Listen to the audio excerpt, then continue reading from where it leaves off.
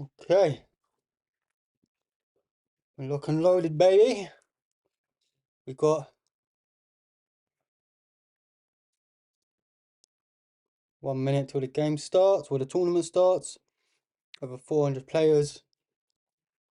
We don't normally show the rating for the tournaments, but this time we are, because I know some of the viewers want to see people's rating and whatnot. Our PB is, our peak elo rather, is around 1700 in Blitz. We did get the big 1937 in Rapid the other day on our PB. I think my sister's boyfriend's playing as well. I think he just hit 1200 in Blitz, which is dope. The big 1200 is super good.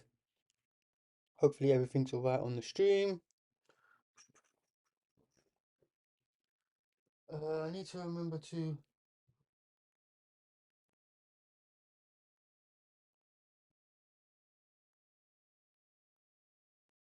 upload content. Okay, game started.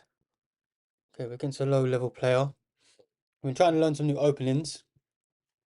Not in prep for Blitz. Like I said, I only played Blitz really on Untitled Tuesday. Did play a bit more than normal over the weekend, this last week rather. As it's all I used to really play before I started streaming about a month ago. If I did play chess, it would just be Blitz or Bullet. And one of the sub reasons I started streaming is to play some more long form chess and push for the big 2000 because of I was just addicted to Blitz and Bullet, as I'm sure everyone is who plays chess. It's obviously a lot more fun, but we're in the grind. My guy is literally a dingbat because he don't know the gang started. No pun intended. We have got a tea, but it's way too hot there. Maybe we just drink a bit of water quick.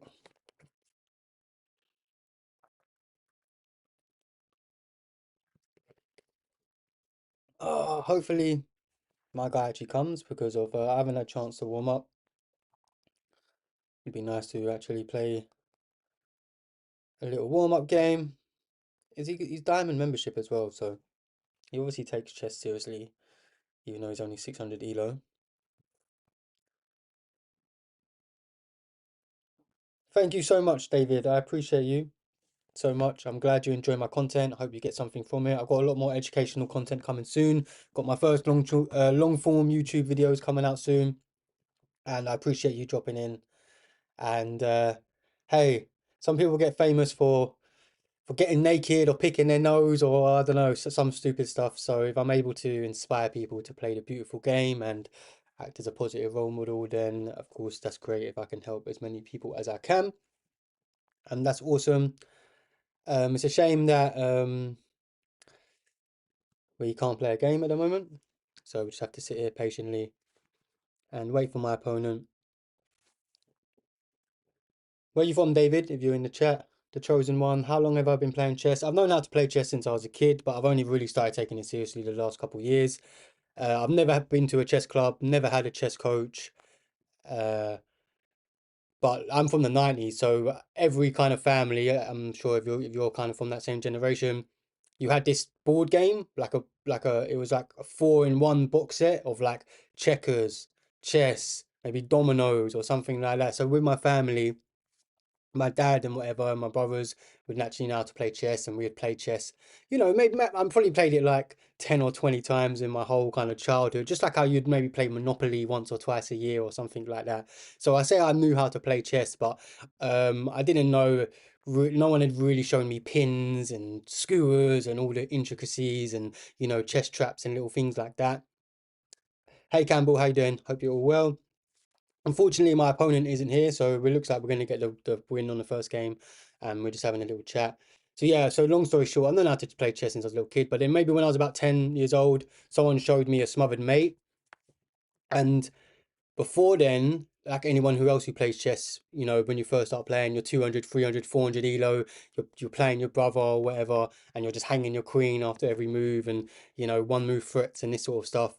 But when I was 10 years old, someone who was good at chess showed me a smothered mate, and it kind of blew my mind. I was like, wow, this game is a lot deeper than what I thought it was. And I know today, you can obviously get international masters who are 10 years old, but like, I was from a council estate. I just used to play football when I was younger and just be a little shit, if I'm frankly honest. And even though I didn't get into chess after that moment, I always had a respect and a reverence for chess. I'm 1937 ELO in Rapid, and I'm about 1600 in Blitz at the moment. My peak rating is above 1700 in Blitz.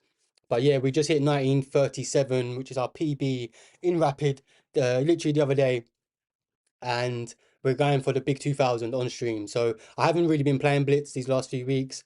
One of the reasons I started playing chess.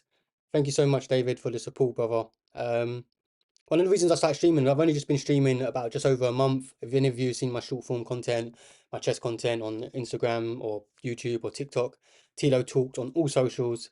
I started making content about a month ago because I wanted to get back into chess. I stopped kind of playing chess and taking it seriously. Uh, like I said, I started taking it seriously about a couple years ago, where I've done all basically the beginner guide. If you don't have a chess coach or been to a chess club, the beginner guide on chess.com.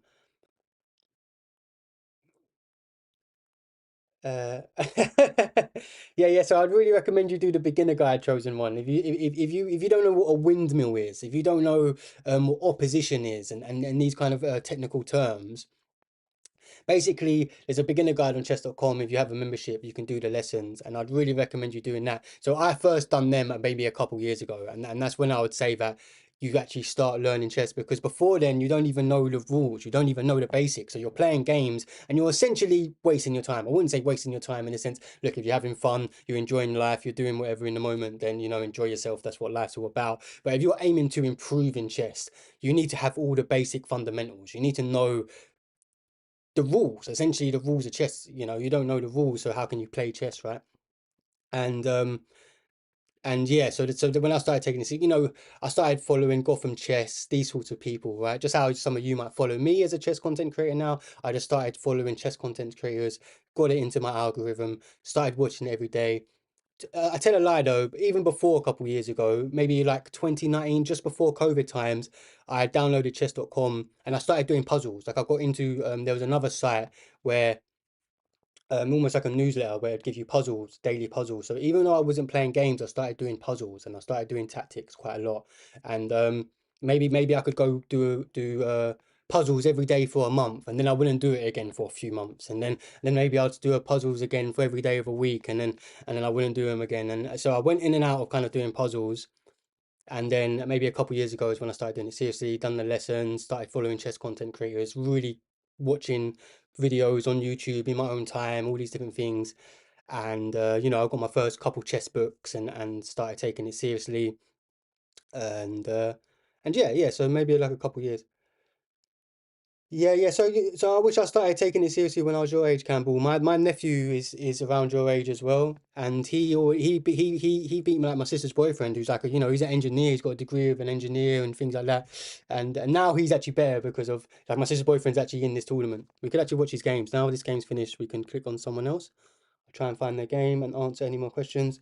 What level are you? I think I answered that. I'm level 19. I'm 1900 elo. So yeah, I'd really recommend if you're a beginner, either go to a chess club, go to a chess coach. Thank you so much for following. I appreciate the support, guys. Really appreciate it. Or go onto chess.com and do the basic lessons. Long story short, I'd really do the basic lessons. Or follow people like Remote Chess Academy, Chess Vibes, Gotham Chess. These people really start to do openings. Like there's a way you should do, like even like I said, how I was doing puzzles for several years in 2019. Like I wasn't doing puzzles correctly. Like I didn't know about checks, captures, and threats. I didn't know that you had to solve the whole puzzle in your head. Like if I thought I saw kind of the right move, I would just play it, not even considering what my opponent's going to do, not really calculating. The process of calculation is essentially playing the game in your head. If I move here, they move there, then I'm going to move here, then I'm going to, all that sort of stuff. I wasn't doing stuff like that. So again, it was only really a couple of years ago when I actually started to, when you start to understand that, oh wow, there's a way that if you play football, like I used to love playing football when I was younger. I still play football, and if you, same as you was teaching someone now, if you was a kid, you would tell them to watch Messi, watch Ronaldo, emulate these professionals, the way they control, the way that they're aware, the way Bruno Fernandes, does these little touch on the weekend and they beat Man United, all these different things, right? And it's the same with chess, right? You want to emulate grandmasters. So of course we can't play like them, okay? But you can still emulate some of their ideas and principles, which they do, okay? And and what's your favorite tea? At the moment, I've got a peppermint tea. I love all teas, bro, if I'm completely honest. But at the moment, I've actually got a peppermint tea. I do drink a lot of like green, quote unquote, green teas. My favorite hot drink is probably a chai, if I'm honest. I mean, I do love coffee, but I try not to drink it too much. Otherwise it just messes with my sleep and things like that. What's my favorite team? I support Chelsea. I can see that you support Liverpool. So my dad supported Chelsea. He was basically like a Chelsea hooligan when he was younger. And so I very naturally, I was born a Chelsea fan. Used to love Zola when I was younger. Obviously, man like Lampard, all these different people. Jose, London. We're going through a bit of a transitional period. But like I said, even in the last couple of years, I've been getting into chess. Like, this is when I knew that I was taking chess seriously, right? Because I used to watch Chelsea every weekend. Obviously, football games normally on every week, and it was probably in lockdown when uh, it was a speed chess championship game, I believe, or final, and it was a Carl versus Magnus, and it was on the same time as Chelsea was playing. And it was the first time I said to myself, like, I'm not gonna watch Chelsea. Like, I'm actually gonna watch Hikaru versus Magnus. Like, I'm not even gonna put both teams on. I'm gonna fully focus on chess and really try to enjoy this game. And that was kind of like a really changing thing for me when I was kind of was like, wow, this is because of Hikaru versus Magnus is like El Clasico, right? Like even now, like I might watch a few more chess games. Why ain't I started? Is the next round starting? You disgust me. Yeah, no, no, of course I get it, man. It's football banter, bro. It's football banter. You can don't worry, I've been dissing United all season, mate. So you don't want to hear what I've got to say to you. No, no, but I really enjoyed your game on the weekend, man. Hey, Sir Michael Carrick, eh? Who needs Sir Alex Ferguson? I had long hair. Okay, we got a big 2000. I'm gonna lock in, guys. Not gonna check the chat for this game. Let me just turn this down. We're gonna play an Alapin, so he plays the Sicilian. Okay, so we're gonna take, which I don't think is actually advised, but it is what it is. Okay, so I'm gonna go here. He's gonna pin me. Um, do we still do it anyway? Maybe I'll go here. Okay, no, let's just do it. Okay, so he doesn't pin me. If I go here, I could just push him back, right?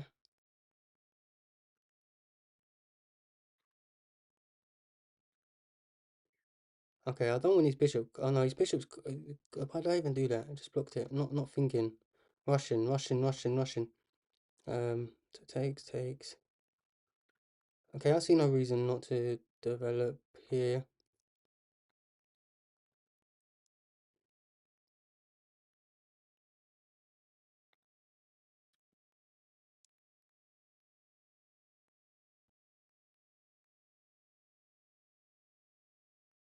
Okay, I think he can't. I think I'm tactically defended, right? He takes. I can hit him with a check. Yeah, he couldn't take it. Um, okay, let's develop on knight, attack the queen. Okay, now he can take it because he's defended. So let me just drop my bishop back. Now we've got two defenders again. He's gonna castle. Okay, well. Okay, let's just go here. Try play quick. Okay, let me put my bishop here. He's gonna try and win this pawn. Takes.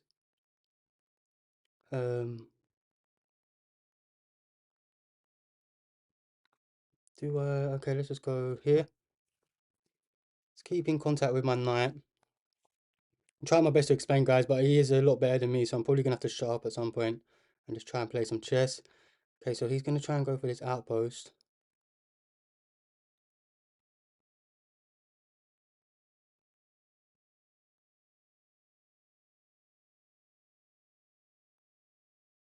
Can I prevent it? Okay, let's go here. Obviously, my knight's not defended now. I need to be careful. Where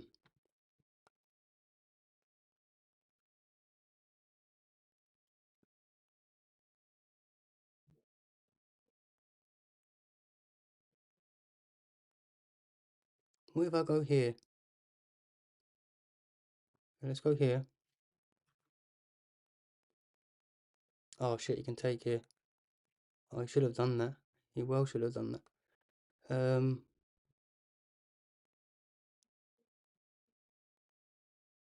Okay, now let's get out of there.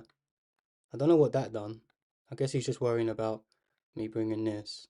Bit prophylactic. He should have cut me off. Okay, now let me get my rook over.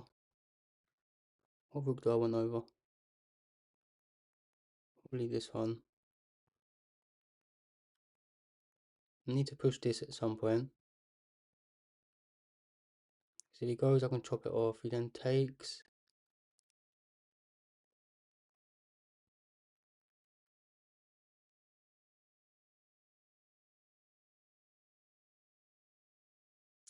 Okay, let's take. Go here. Oh crap, he can take. Oh my god, he has checkmate. I'm so bad. So bad. Okay. Look at his face, he's locked in. Okay, I wasn't locked in, obviously cleaning up my first game and playing the 2000 guy.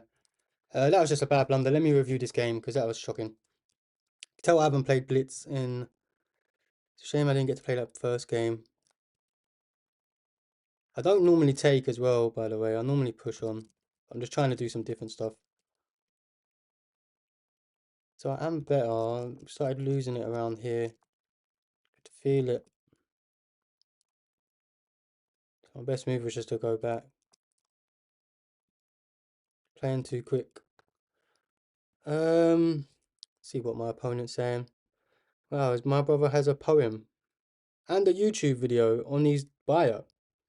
2500 in bullet. Whoa. Yeah, no, you can't win them all. Exactly, it is what it is. It is what it is. We can still bang the table though and act like it's Gukesh's forward. You got to emulate the best, remember? You got to emulate Magnus Carlsen. No, I'm joking. Yeah, sorry, look, he's been playing chess for 15 years. He's 2200, 2500 in bullet, guys. He's a serious chess player, this person I just played. Which is why I like doing this tournament, if I'm honest. The 2200 in bullet at his highest. In blitz, sorry. So yeah, he was a lot better than me. Which is like you said, you can't win them all. It is what it is. I didn't get no warm up as well. Normally I do a 3-minute puzzle rush.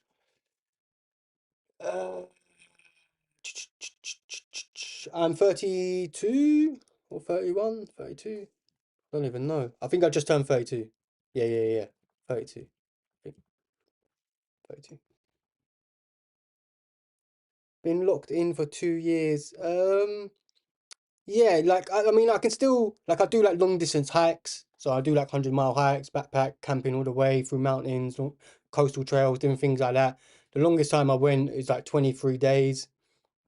And for example, when I've done that, I normally go on them like 2 or 3 times a year. I've only played chess during them times anyway, so I can go. And even when I don't do them, don't get me wrong, you know what I mean? Like I might not play chess for a couple of weeks or a month every now and then, like in the last couple of years. But in the grand scheme of things, I have been taking it a lot more seriously in these last couple. Oh look, Blunderman's playing. Anyone know Blunderman from YouTube? He's a top G. He's American, I believe, and we're just watching him. So he's against a 2300. He's doing pretty well. He's down a piece, I'd say that. He's doing pretty well. He is down the knight, so he's probably going to get the loss. But we can support him. Might win on time or something. So yeah. I mean, like I said, look, I don't go chess club. I don't do chess coach. I've never played chess over the board or anything like that. But I 100%, you know, I would do some dedicated study. You know, I'd sit there and look at some puzzles for 7-10 minutes on one puzzle. If anyone's done, oh, he just lost his queen to a beautiful tactic. I mean, he can take this way. Yeah, he just resigned. Albanian champion and 2300 in Blitz.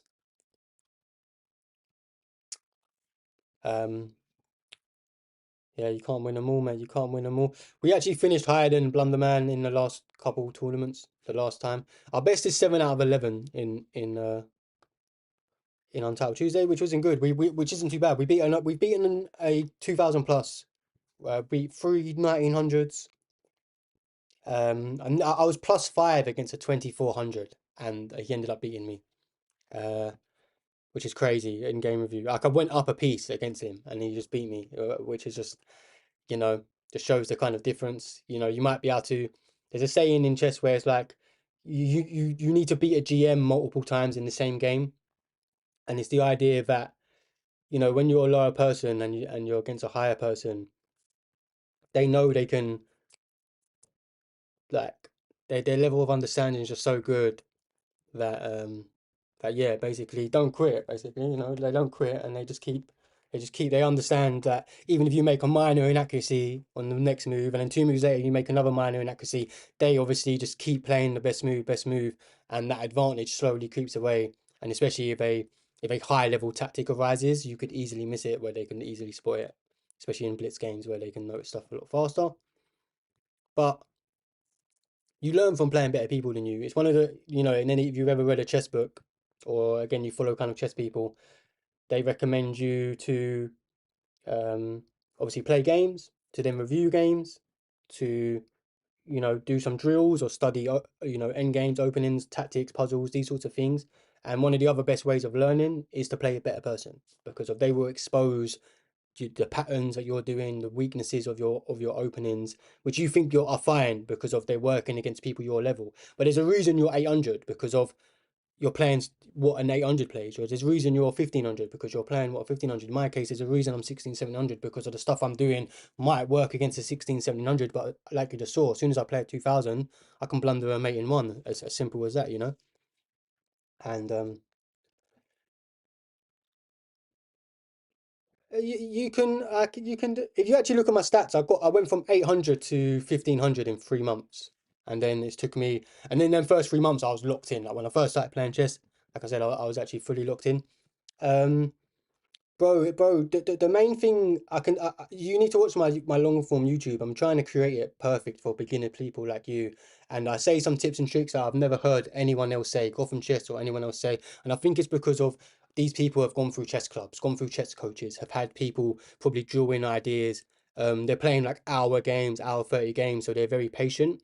If you're someone like me who's only ever played online chess and is quite, ADHD, quite, you know, impatient in that sense, not all like as much as I can sit there and concentrate and do things. When it comes to chess, I'm very, I want to play blitz and bullet. I don't want to be playing 10 20 minute games. I'm having to, I'm forcing myself to because I know that's how you improve. But really I just want to be playing quick stuff.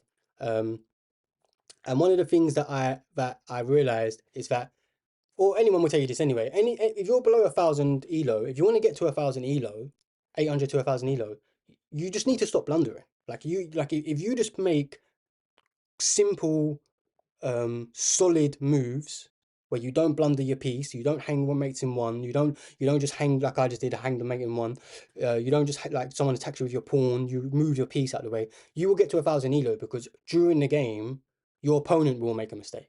And then just for you playing simple and solid, you then just capitalize on your opponent's mistake. Okay. So one of the things that I used to do is that you need to do, say if you play on your phone, whenever there's a moment where there's what do they call it, not friction, but like a critical moment in a game, i.e. you can take a piece or something like that, so he moves a knight and you move the knight and they're attacking each other, and your next move you can choose to take that or move it away. These are called critical moments in the game, right? Anytime there's that critical moment, you need to put your phone down, you need to take your hand off the mouse. Sometimes I do, like now I'm a bit better, I'll take a deep breath. Like you need to use a visual cue or verbal cue or physical cue to calm down, to reset, and don't just instantly move, don't just instantly rush a piece. Like even then, like obviously I can still make a mistake. It's a bit hard on stream. I'm a lot better on stream. You got to remember, I've only just started streaming about a month ago, so I ain't gonna lie. The quality of my games on stream, I really do feel the pressure. I'm realizing people are watching me and all these different things. And it's just like when you're watching someone else, right? When I watch my friends play chess, I can see everything, but when you're in the game, it's like you're kind of blindsided to the board. So imagine when you're streaming, it's kind of like that. It's made me have new respect for people like Ikaru and Magnus and streamers who can play at such a high level and go through their ideas and, have the whole world watching them. Even though I've probably only got like one person or no people watching me most of the time. Um, it's still something that I feel it's an extra level of pressure, but I need to get used to that, right? Hikaru wasn't built in a day. I always say he's been doing this for 10, 15 years. He's actually been playing chess for 30 years or whatever, 8 hours a day. Why is he giving me a draw? Okay, we're gonna play the Caracan. Anyway, that's one thing that I would just tell you to do. Just be aware of that. Like it isn't like you don't know. Um, Also, you haven't done the chess lessons, right? So you're not even fully aware of all the basic ideas of chess. You just need to stick to one opening if you're a beginner. These are all little tips and tricks. Stick to one opening for black, one opening for white. I've done the London system every game for white up until I was level 1400. And again, this isn't forever. This is just because of chess is a very complex game and you want to get familiar with patterns and the pattern recognition. So if someone traps you in the first 6 moves as you're opening, you review the game, realize, oh, I need to do this move so I don't get trapped. And then someone else will trap you after the seventh or eighth move or in a different way. And then you learn that, and then you become more solid. You're not going to get trapped out of the opening. And then now you can actually get out of the opening and actually get to the middle game where you have a chance of playing tactics and things like that. And you just keep doing that. You keep not blundering. Keep trying to play solid. And I promise you, over time, that's already 1,000 elo. Like there isn't like you need to know there's something that you don't know that only I know and people who are above 1,500 know. It's nothing like that, right? It's just very simple standard stuff. But you have to want to improve. You have to want to be able to do that, right? You need to be telling yourself before every move, like, you know, is any of my pieces hanging? And then you have to look for checks, captures, and threats before every move because that's how you find tactics, okay? Um, okay, I guess I'll go here, which is a bit annoying. Kind of wasted a tempo. I guess he wasted a tempo as well. He's also down 2 minutes on the clock. Is he gonna come here? Just being aware of of pins and things like that. I'm not sure what that does. I can still take this, right?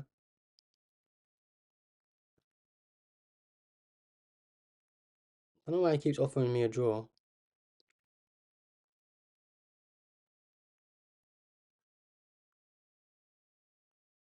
Oh my gosh, I'm so shit. I could have just took. Like then I was rushing because I was thinking of my previous move.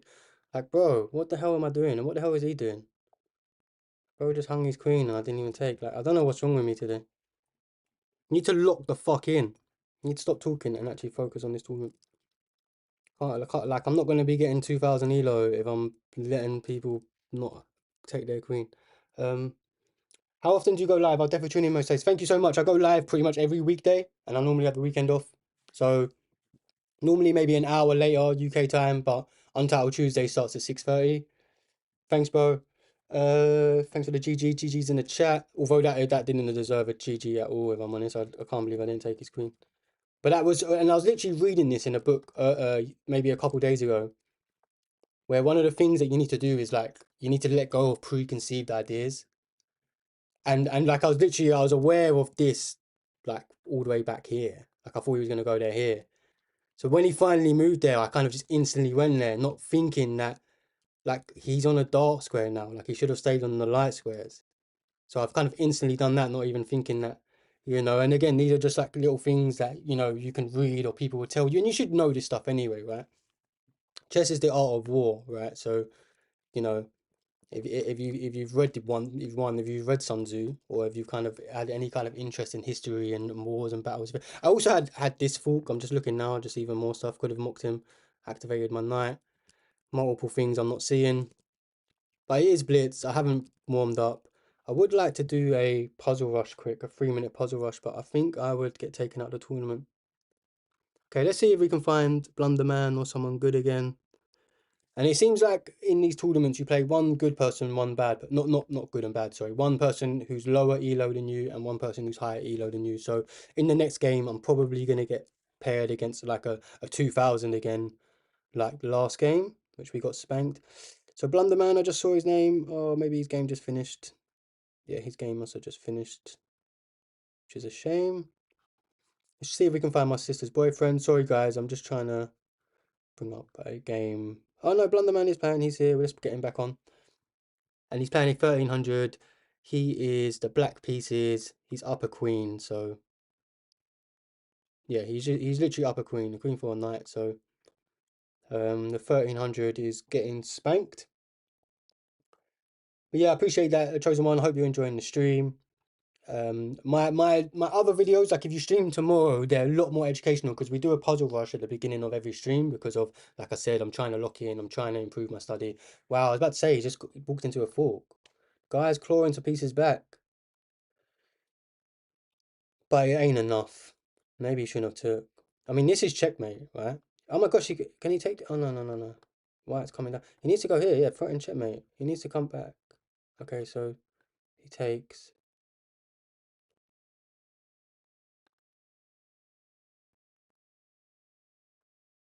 Maybe just yeah. You're gonna say he's gonna. Um.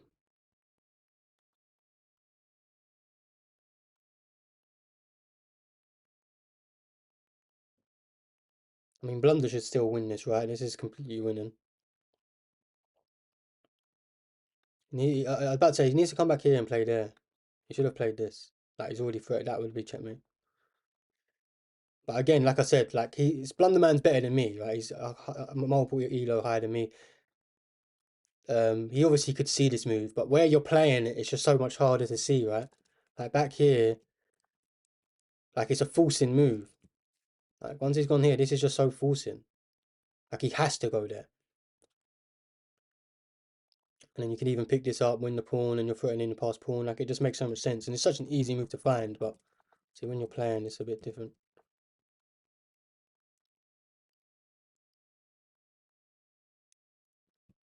Okay, so Blunder's got that win. Let's see if we can find my sister's boyfriend, who's only played in this tournament once before. He's like 1200. I think he's 1400 in Rapid and 1200 in Blitz. His name is Mate in Lou. So let me see if I can find him. Just trying to scroll down because I'm assuming he's going to be one of the lower people in the tournament. And the next round's about to start, so maybe all the games are over. Wow, there's 563 players. I think this is the most I've ever seen. Okay, so Mate in Lou is playing, but his game's finished. He's got 1 out of 3, which is at least he's won one game, which is awesome. He's only started playing chess in the last couple of years as well. I think he's known how to play chess, like similar to me. But he's started taking it seriously in the last couple of years, and he takes it even more serious than me. He's joined his local chess club. I think he's even going for a FIDE. Like he normally goes chess club on Tuesdays, but he told me his club game got cancelled, so he's going to be in the tournament today. He was asking me if I'm playing, and I said, "You know I am. You know I am." Okay, I'm going to drink some of my peppermint tea.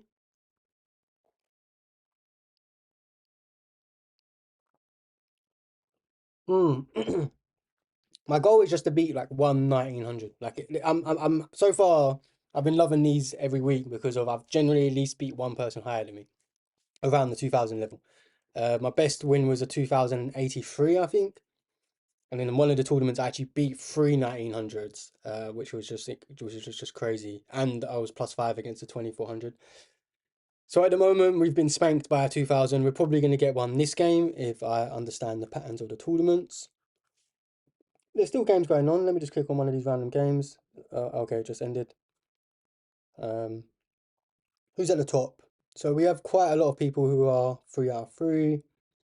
General Zod isn't playing. He was in like the first couple tournaments, and then I haven't seen him. Maybe something's going on in his personal life that is conflicting with the schedule. But that's a shame because he's like the 7th highest person on chess.com without a title. So he isn't a FIDE master or a candidate master. Okay, we're against the 1900. Let's go. We're with the white pieces. I think the last time we played the 2000 was, I know he was white against the 2000 as well. And I just slacked. I can't believe I didn't see the mate in one. Amateur. So let me lock in. I'm going to shut up now, which is going to be hard to do, as you can tell. So I've already started speaking. Okay, so he's playing the Caro-Kann. Okay, let's play a Caro-Can. So he wants to bring this out. So maybe I just go. Okay, let's just go here. Let him do it. Oh wow. So now he's gonna come here. Then we come.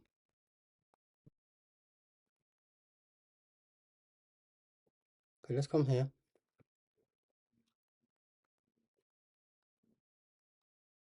Do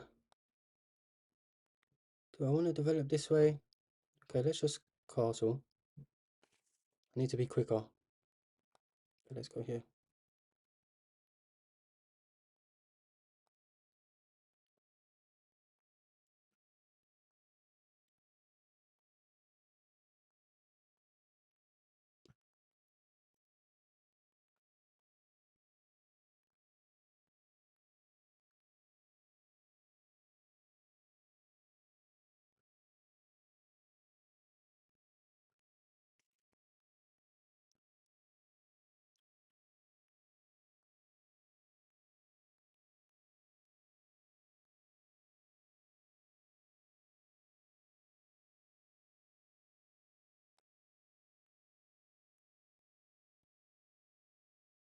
Okay, let's go here.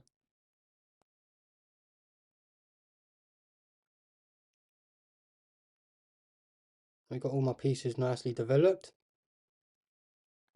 He really wants to get this to break down this structure so he can attack this, but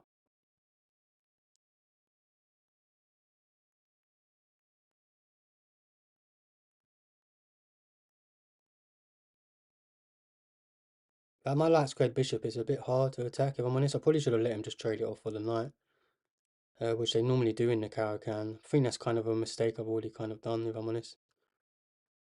Okay, so we need to trade, obviously.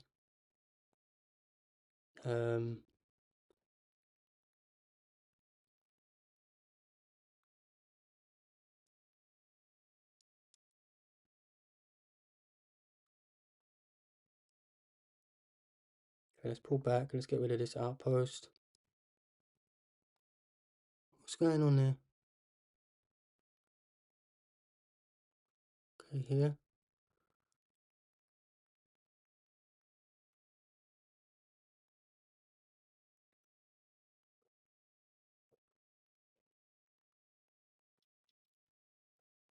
Um,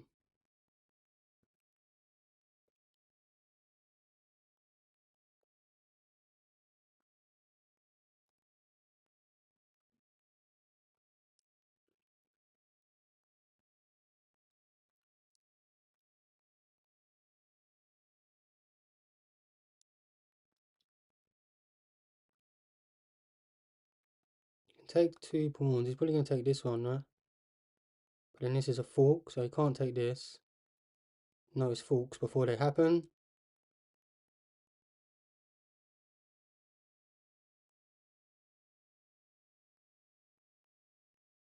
The reason I took is because at least way I create a pass pawn like early. It's probably not the right thing to do, but it's an easy plan for Blitz. Okay, so maybe I pushed. Okay, let's go back.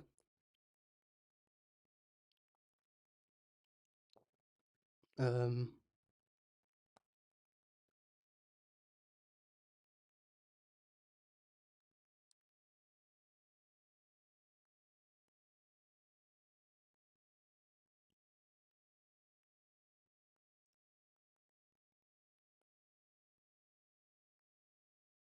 okay, I'm gonna go rook to the 7th. I'm just gonna attack. He's probably gonna go here, right?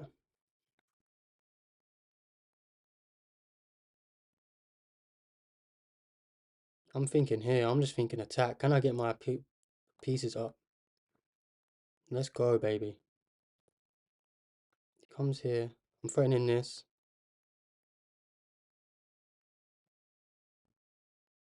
With check. That's another thing. If you're a beginner, studying beginner, something you should always be thinking. Can I get my pieces into my opponent's half of the board and attack? This probably isn't the best example, but how does he stop this now? I can also just take this pawn, right? Yeah, let's take this pawn, but then he has this. Hmm. So this is going to lead to mate. Check, I go here.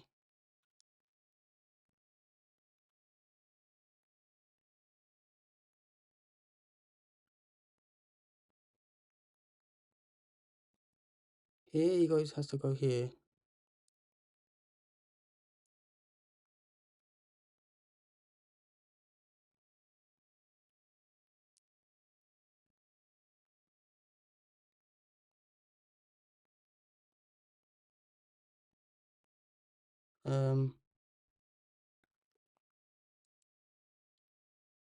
Okay, let's just go here. So you can take a check, then go here. Oh, no way, he's got checkmate. No, not quite how he does, he has that. Fuck. Fuck, man. Didn't I have something here?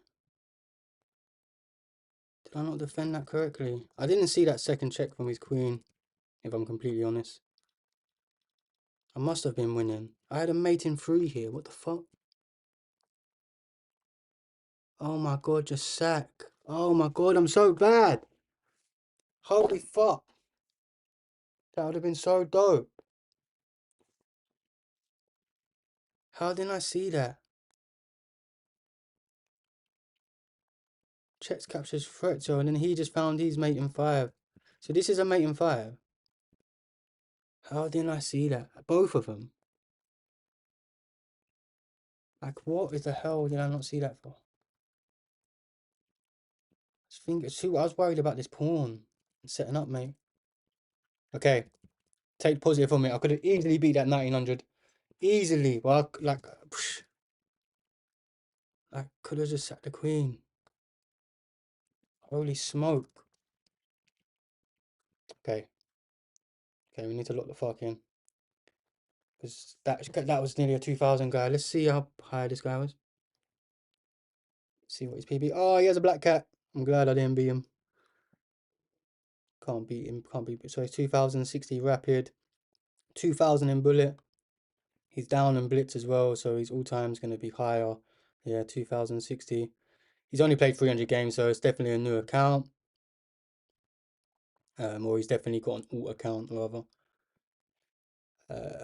Yeah, he's definitely obviously got multiple accounts because there's no way you're 2000 with only 300 games.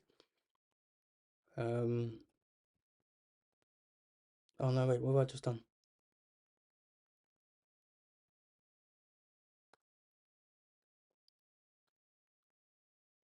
Okay, back into the tourney.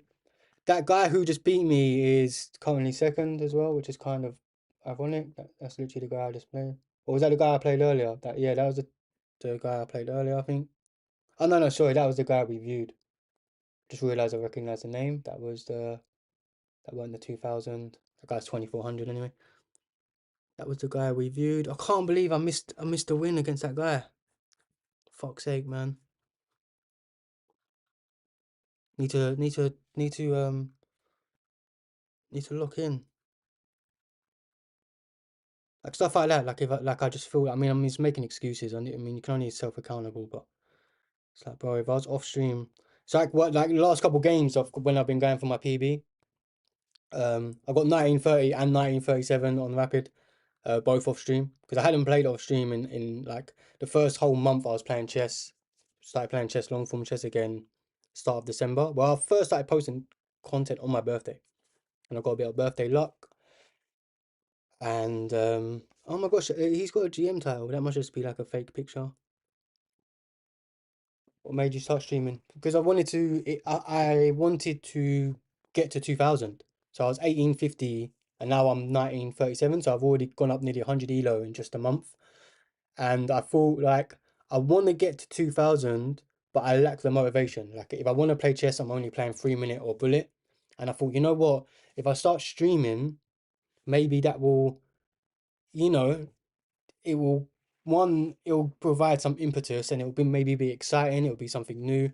But two, if I'm trying to help other people on their chess journey, it will by me being able to help you, it's also helping myself, right? Because I'm having to make chess content, I'm having to focus on a lot more chess content, I'm looking through master games, you know, I want to inspire people that look, even if you haven't gone to a chess club or got a chess coach, even if you're from a council state or whatever it is, wherever your story may be, even like you guys can see me now, right? I'm 1900, I'm 1600, 1700 in Blitz, and I've blundered mates in ones. I just missed a simple mate tactic then. Like, we suck at chess. Like, even a 1900 sucks at chess, but I know what it's like to be an 800 elo person and look at a 1500 or look at an 1800 or look at someone like a 2000 player and be like, that's way beyond me. Like, I'm never going to be able to get there. But I've just, the main thing is consistency, bro. Like, even if you just do a few puzzles a day, a few games a day, follow some chess content creators like myself, and get it in your algorithm. It's just like anything. Like, when I started doing training, like physical training, I started following loads of calisthenics people, gymnastics people, David Goggins, these sorts of people, right? And in them times where you don't want to go on a run or go something like that, and you whip out your phone in the morning, and David Goggins saying he's on a run and he's saying how much of a slacker you are, suddenly you're like, you know what? I'm not going to slack. I'm going to go for a run, and that was the same sort of thing, right? With them, some days I might not play chess for a week or something like that, but it keeps popping up on my algorithm, and I'm like, you know what?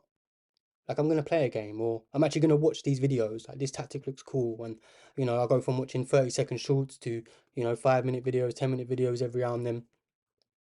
So, it doesn't always have to be like, oh, you have to study chess books and study loads of lines and this and this. Sometimes it can just be as simple as absorbing more content in the day, more positive things, right? I'm a massive advocate of like a mind body soul philosophy, which is the idea that I mean, there's lots of different takes on it, but my basic take on it is create daily and weekly principles, so things that you can do basically every day that you can work on your mind, body, or soul, right? So that might be reading a book, writing poetry, working on a business, playing chess, juggling, doing puzzles, whatever it is, right? You don't have to play chess. You don't have to do like, you just find the thing that's for you. And did I just blunder here? I've already blundered.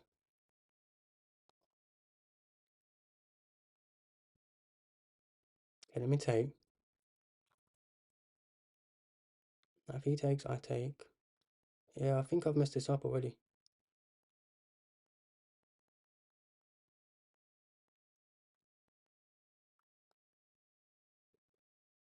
Not quite. Didn't quite mess it up. Okay, thank the Lord. And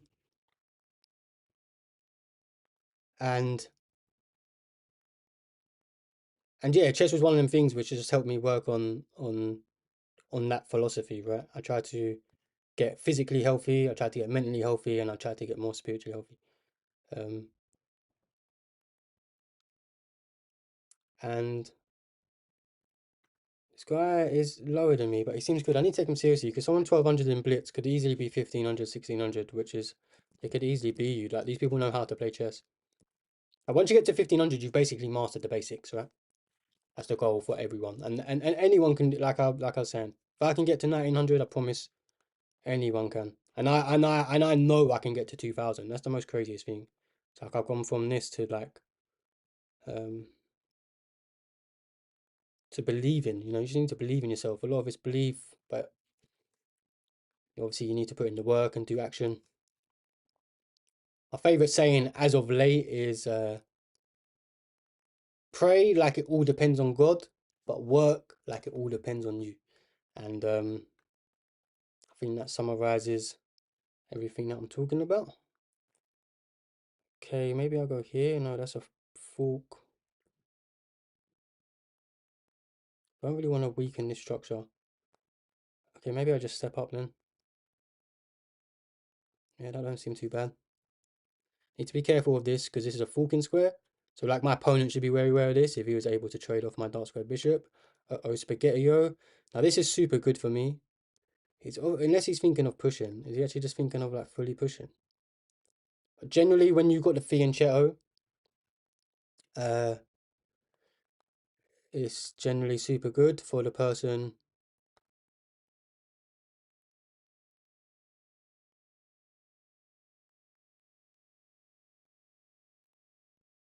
Wait, is there a tactic here? Check, check. No.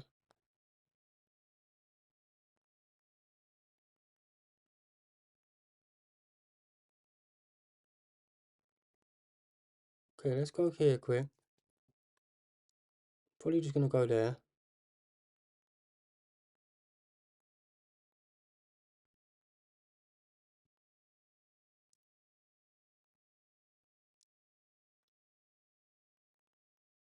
Wow. Oh wow, he's got a fork.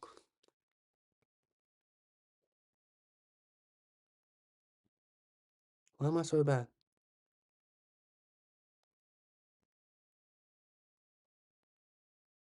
Why am I so bad? Can I even cover this? Can I? I need to go to this. Okay, that one ideal. He's gonna win a pawn. Oh no, but I get to win one back, I guess. But then he's gonna win this one. He's got a rook on the 7th. He can then probably go there after. It's looking pretty dangerous. I need to lock the hell in. He's a lot on the up on time with me as well. Just lost my fianchetto bishop. Needs to go here. I guess I can go here. Oh, also attacking this rook. So if he does move,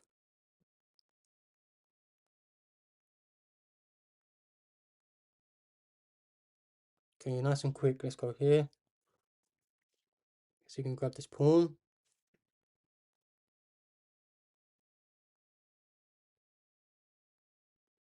Okay, let me get my rook on my 7th. Probably should have grabbed this.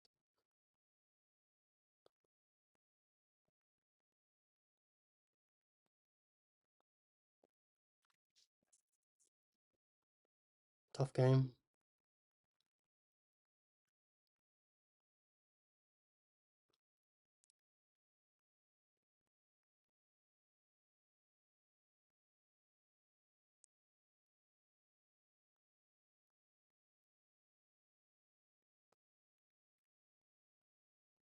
Um,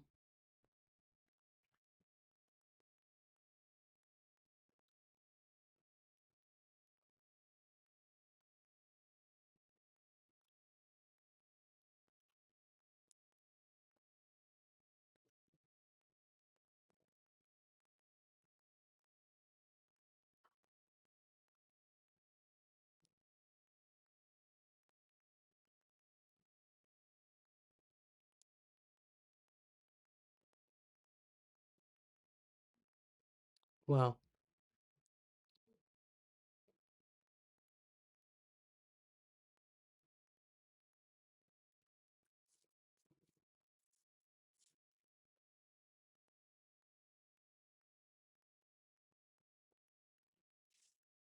Okay, let's trade the queen for a rook, even though 2 rooks are technically better.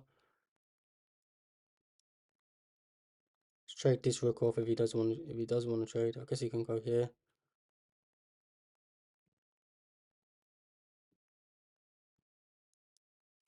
Need to be quicker.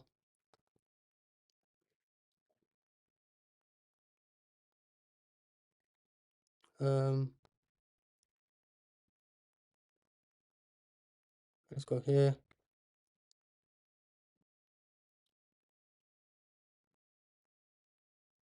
My queen was like off to the side there. My rook's defending this pawn through the rook. Guess I can pre-move this. Is he gonna come down? Check me. I can also get these queens off if I want to now. Check, check, take. He comes down. I go up. Check, take, take.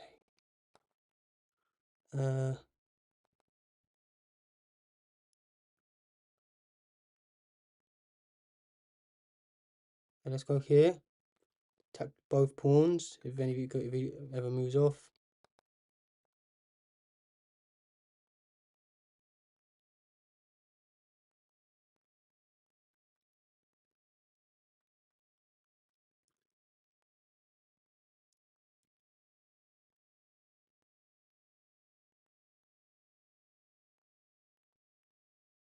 And I don't mind getting this worse pawn structure. Okay, just help me develop, that's fine. I mean, this endgame's obviously completely drawn, but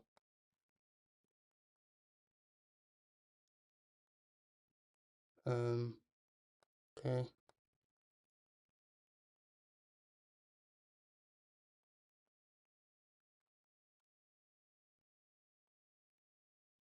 I don't think that's the right decision by him.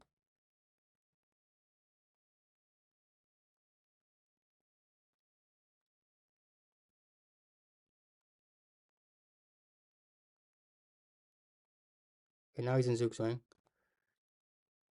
I'm actually gonna win. It's all because I knew the endgame technique.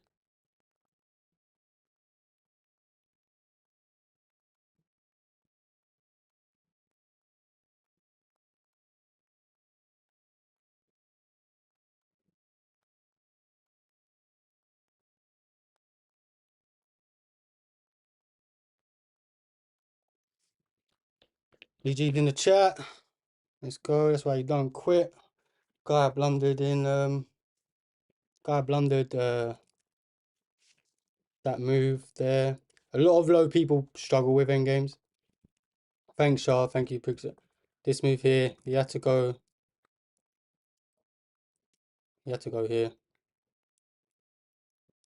Like, he just had to go for a draw. Like, we just both had to gobble up each other's pieces. That was the only way. Like, that's what I went for. You know, draw with black ain't too bad. Especially from the position I had. He probably was slightly better that whole game. But once he messed up this, obviously, he can never get back to defend. So I don't know why he stepped up. Like, he had to go for attack. It's like he almost got scared. Playing a big 1900. This is second attempt. Okay, I'm gonna lock the hell in. Drink a bit of my cold tea.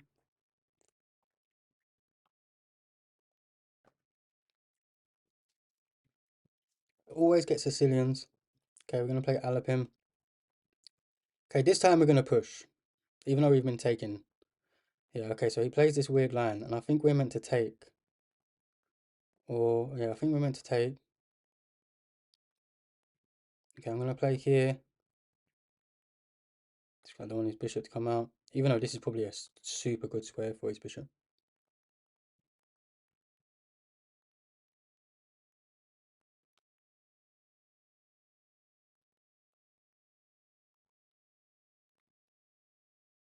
Okay, let's get our bishop out before we close it off.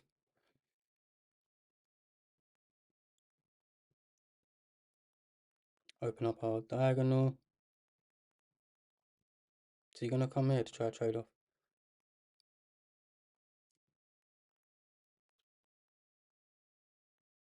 Okay, let's just get a castle. I'm not familiar with this position at all. The people who push are obviously annoying.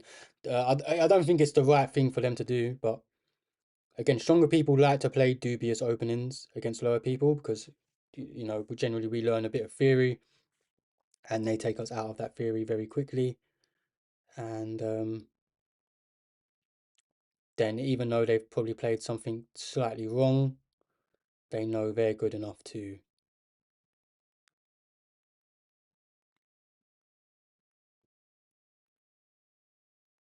Okay, so his bishop's hanging. And now his knight's going to be pinned. Just realised that I'm hanging this pawn as well, which is not good. So I might just reroute this way. So now my queen defends. Okay, I guess I've got to go here, which isn't ideal, but here's what it is.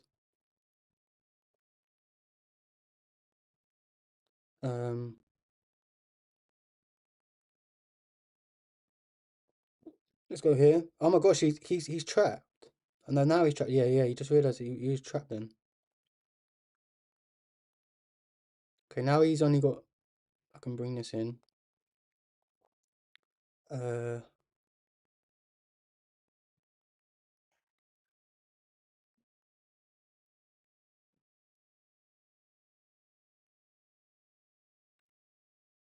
I might as well grab the outpost. He's probably gonna go here.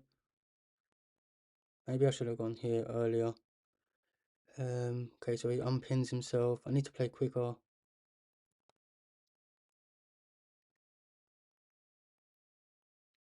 Okay, let me just pull this back. I want to go here.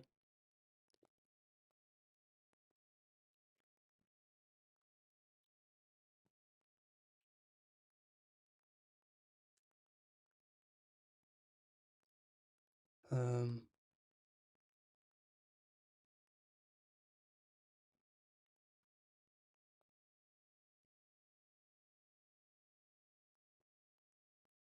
okay, let's go here.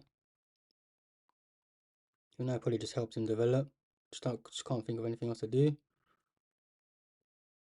Guess this could be pre-moved. It's up on clock.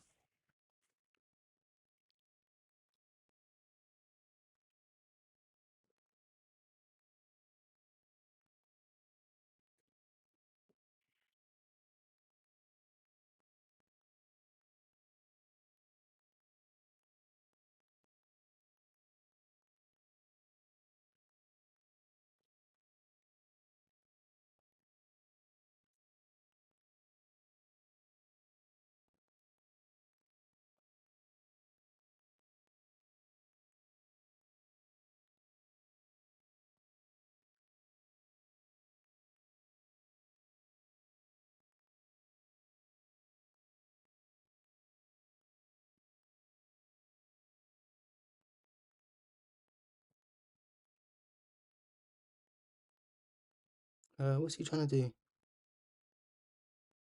I need to go here, cover that square.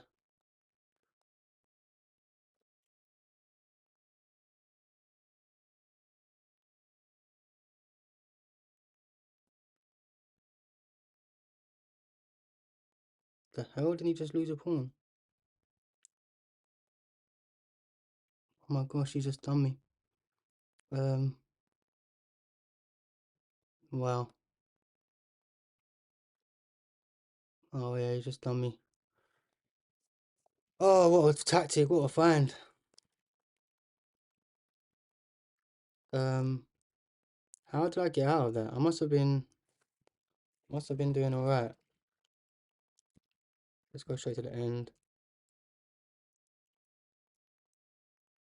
No, he's just so much better the whole way.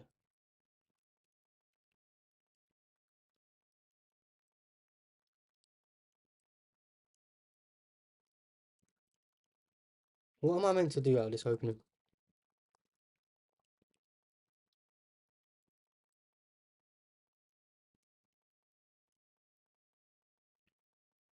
Maybe I should have just took. Wait, I'm +3 here. What did I miss? Oh yeah, oh, so he was blocked. He was trapped. I'm so bad. I noticed it one move later. Like, bro, +3 again. Why can't I take his knight? Because if I take the knight, he checks and my king's got nowhere to go. And so I have to block.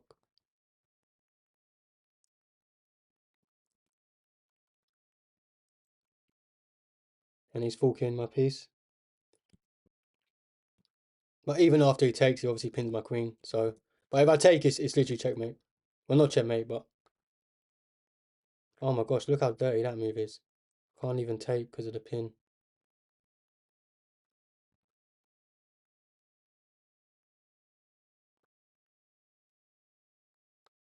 Oh my god.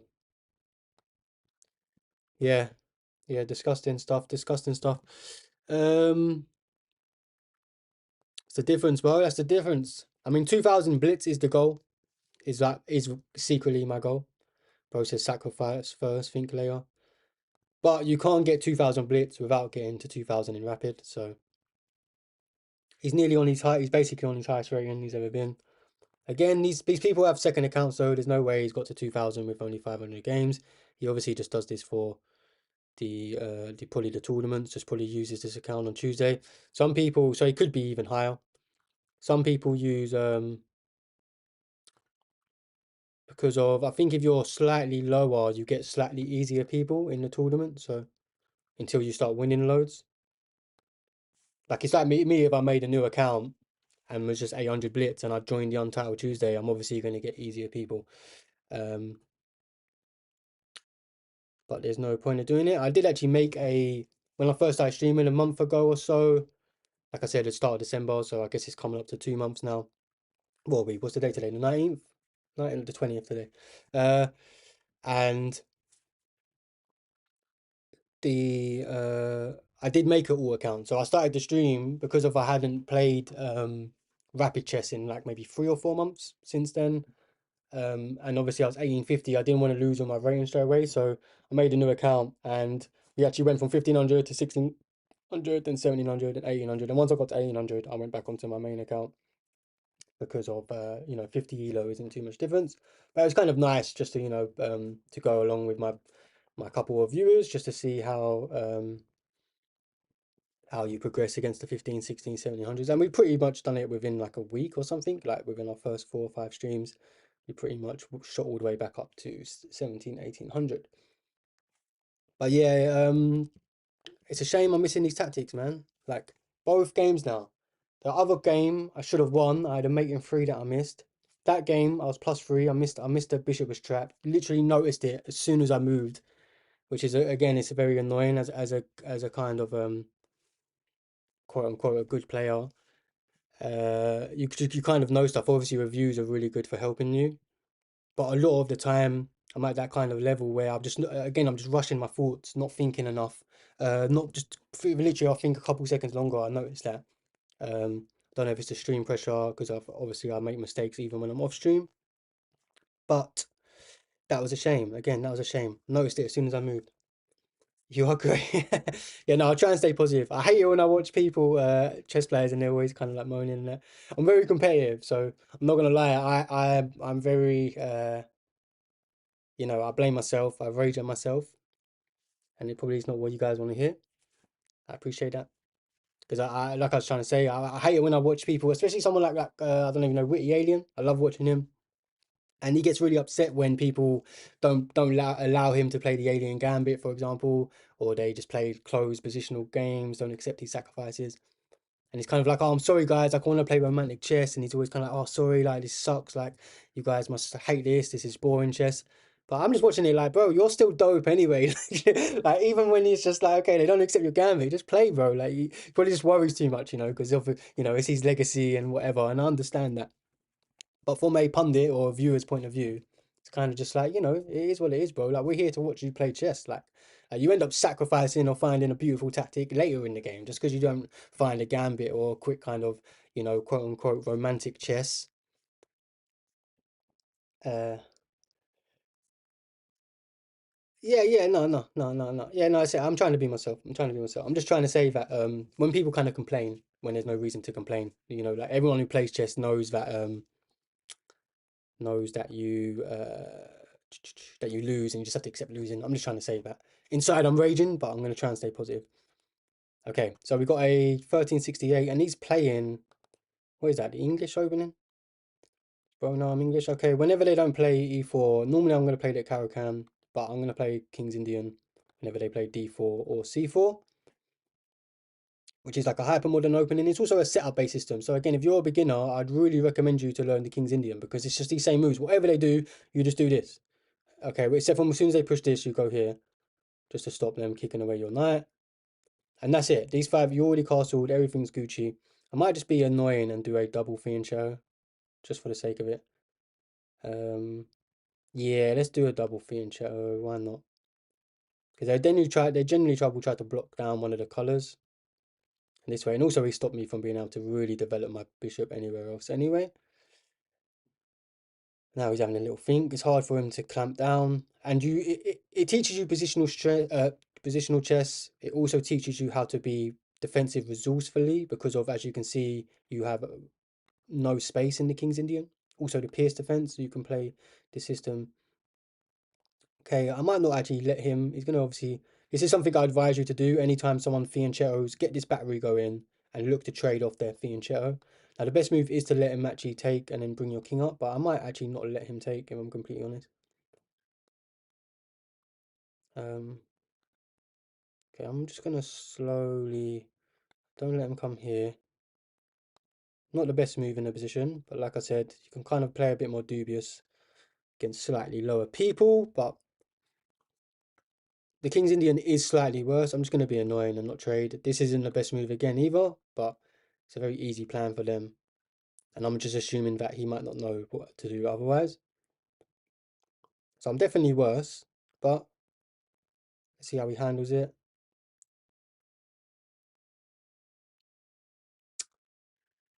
Yeah, so look, he's more worried about this bishop. That isn't the right idea at all.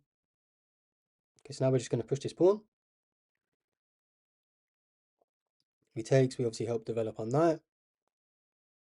But we now, this is going to be a beautiful, like look at how beautiful these dark squares are. As soon as, tactics are going to emerge. The thing with like the Pierce defense and the King's Indian defense, if they don't like attack you and break you down straight away, the longer the game goes on, the more you should be able to get into the game. But like I said, even though you can be a bit cramped, it teaches you how to kind of maneuver your pieces, how to kind of break at the right point and time. And a lot of the time, they often overextend and create weaknesses, right? So remember, you can't push pawns backwards, okay? So it's now I'm just going to step up, I think. Or I could take, actually, yeah, let's step up first. Just trying to beat him on the clock as well. I'm actually going to push this pawn after. And then just completely break down the center. And I need to get my knight into the game ASAP. If he pushes here, I've got to go here, which is actually a bit annoying. I guess I can take, actually. Take, he comes here. Attacking my queen. Maybe I'll just go here. Re-attacking it. Also, I've got a double attack, potentially. Okay, wow, I didn't expect that. Okay, maybe I just take now.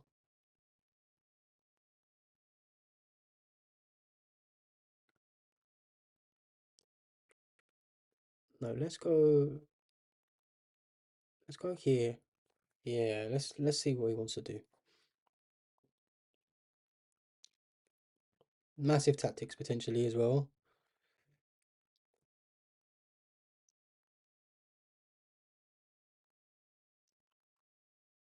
Now, if he takes, do I take with the pawn and claim the center? No.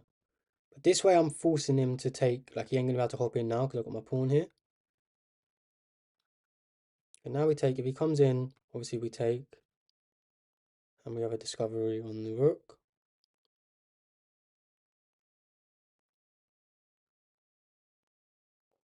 Okay, I can take anyway, right? Take, he takes. I could actually win the rook. But I probably don't want to do that because the dark squares are super important. Although, wait. Take, he takes. I take.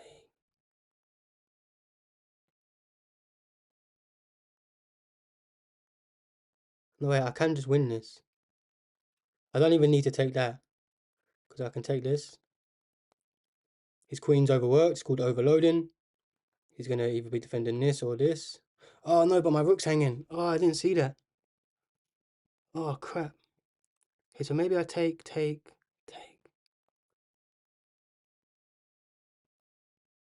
Oh, I just blundered.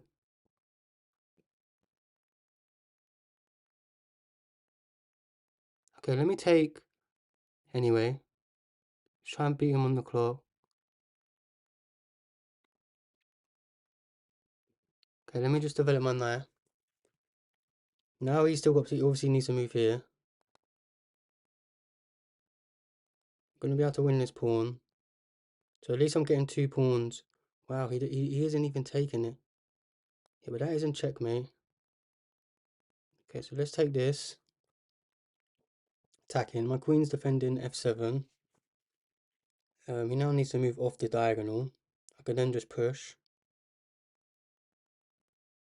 Sometimes like my dark squares are so weak, right? Like if I get rid of this, my queen's my only defender on my dark squares. And with the queen, it's just got simple mate for it. So sometimes it isn't even worth grabbing the rook.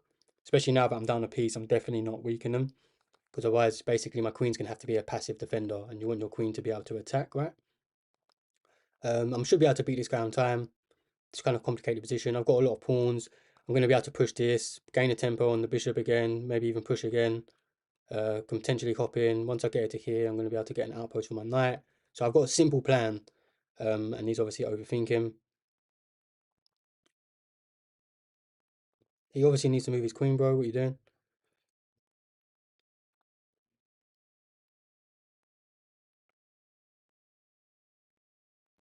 So I've got two pawns, and I've got one. I've got two. Well, I've got at least one pass pawn and a central pass pawn. So I did get compensation. Also, is he just giving up? Okay. So he comes here. I guess I just defend my knight. Play it quickly. Could obviously go here, just kick it away.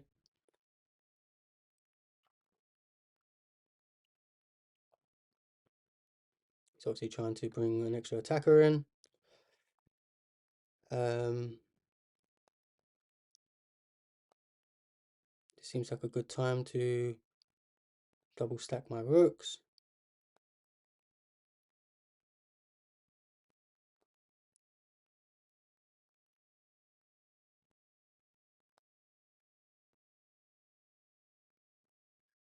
Um, oh wow, the bishop's trapped. Oh, the bishop's trapped. Okay, so he finds the move. I'm gonna take that anyway, create another pass pawn. Should tie down one of his pieces. Okay, so he didn't take. So let's go here, threaten the horse. Okay, he's obviously low on time.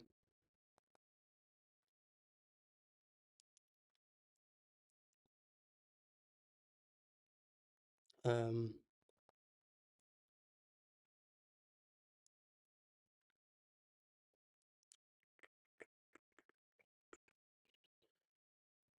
how accurate do we want to play this? He's obviously going to try to go for a double stack. Okay, let's just trade off this.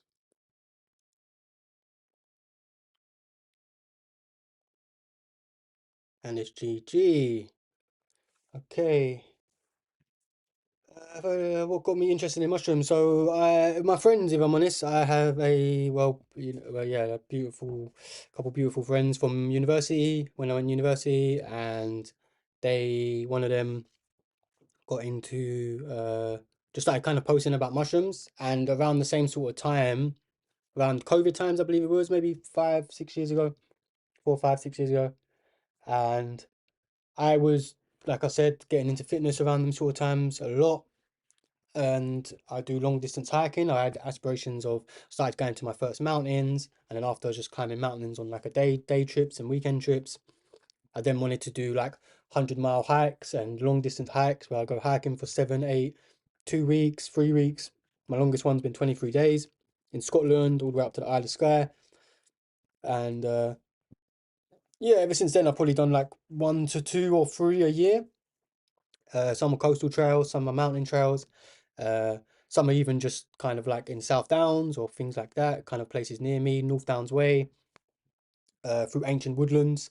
And ancient woodlands, obviously, you get a lot of mushrooms. And especially when I've done the first West Island Way, I've done it in Scotland in the autumn. And you go through the Loch Lomond National Park or Loch Lomond, and there was just mushrooms everywhere. And like I said, my pal was kind of, well, my mate from uni, uh, who like we was really good friends. Haven't seen him in ages, unfortunately. But yeah, I have really, we always had a good relationship. I have massive respect and reverence towards him. I love him. I still love him, and he's got me into mushrooms.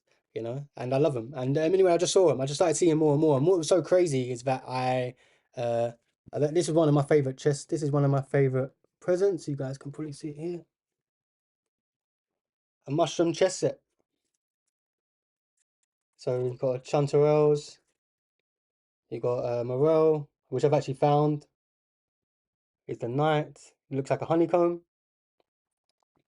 So anyway, yeah. So I was walking trails anyway. Like I was always on the trails. Like I'd go hiking with my friends every weekend. Sometimes I'd go cycling into Richmond or into Surrey Hills, into Ancient Woodlands. So I live in Surrey. I live in London, but on the borders of Surrey, and there's more percentage of Ancient Woodlands. Okay, I'm against the 1900s. So I need to look in King's Indian attack.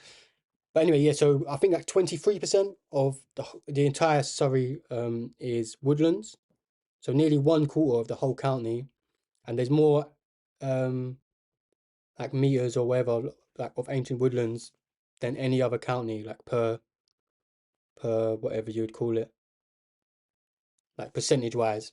So I've got lots of ancient woodlands near me. They're not the biggest woodlands, but then you get like little small sections of ancient woodlands. And yeah, so I'm basically getting the exact same game as the last game, which is quite funny. Very slightly different. My queen isn't progressed, so I can potentially bring my knight here. Let's open up this side first. This side. Okay, do I take here then? Okay. I'm gonna push here. This should be easy to get off.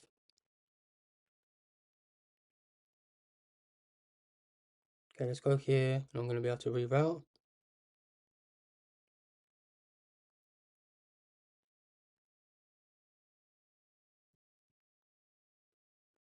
Hmm.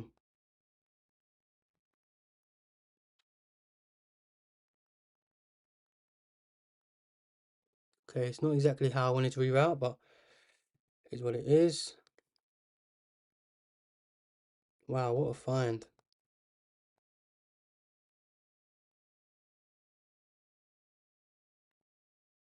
What a find. Um, my opponent is good. My opponent's good, so he's already exposed. My guy, the opponent's streaming. He just come up in the corner. My opponent's streaming.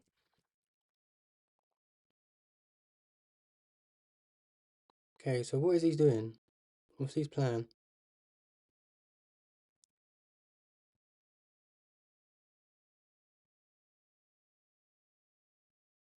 So the thing is, if I take this, he can sack his thing. I'm so cramped in already. Okay, I'm just gonna play this. I think I need to play this. Even though going back for him is probably super good, yeah, because I was about to say I'm lined up, aren't I? Which is not great.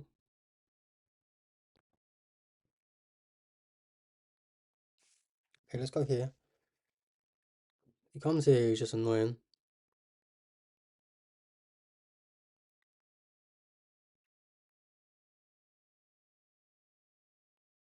To be fair, if he comes here, I don't know what I'm gonna do.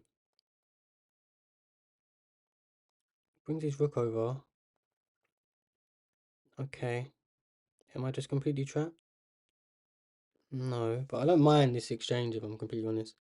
This isn't the worst exchange. He's completely wrecking me though. Need to lock him. Wow. Wow, he just completely trapped me.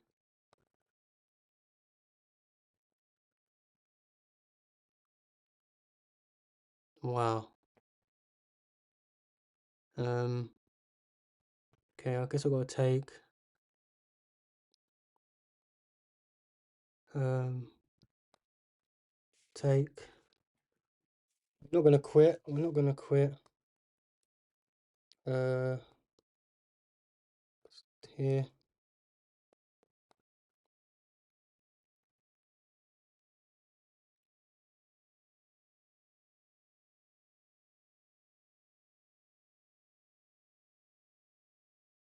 Okay, I guess we got to trade.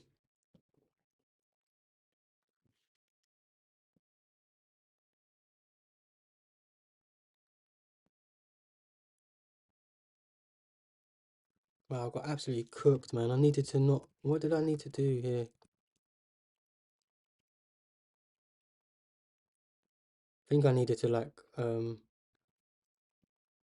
sure what I needed to do.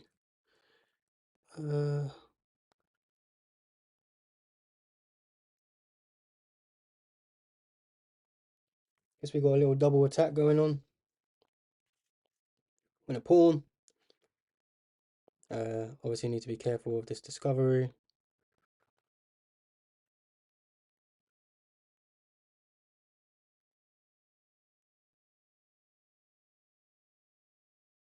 Okay, let's just take it. Gonna move. Set up that. Okay.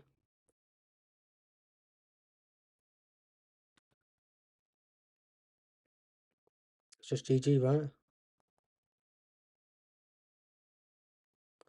There's nothing I can do. Just resign. Uh, that is. This should be something good to analyze, if I'm honest. Because he absolutely cooked me. So here, we're right, we're right. He didn't want me to take. I can just go here. Oh, this looked a bit scary. Okay, but even then, we're not losing. Still not losing. H6. So he just wants me to do this now. I thought I'd give away this pawn though. Alright, well, just take that though. So take. I'm all Gucci. If he goes here, or we just go here, I guess. Yeah. That's what I needed to find. I needed to find this earlier. But even then, we're still not losing. Now we're losing. Knight e5. It wants me to take this. I sure we could just do this, no? Yeah, he can do that.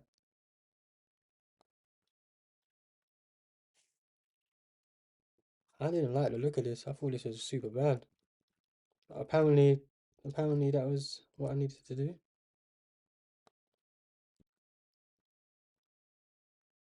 Oh no, knight e5. Oh, double attack. Hey, Toast. Cool. Yeah. So, yeah, the mushroom story. Where did we get to? Yeah, so basically I just started going walking these trails and just hiking because obviously to walk long trails I had to go training every weekend. So it was obviously good for your mental health and it was good to connect with my friends. You know, when people are working all week and you're busy and you're getting older, it was a way that I was able to see a couple of my close friends who wanted to get healthy as well. And then I kind of started showing them about mushrooms and foraging, the same way that my friends kind of introduced me. I started introducing them and teaching them. And but what was so crazy is that some of these woodlands, like I grew up on, kind of near where, like I would go to these some of these places that I train and go hiking now. I used to go there as a kid, like with my dad, and like when we would just drive there as a family and go walk the dog and things like that.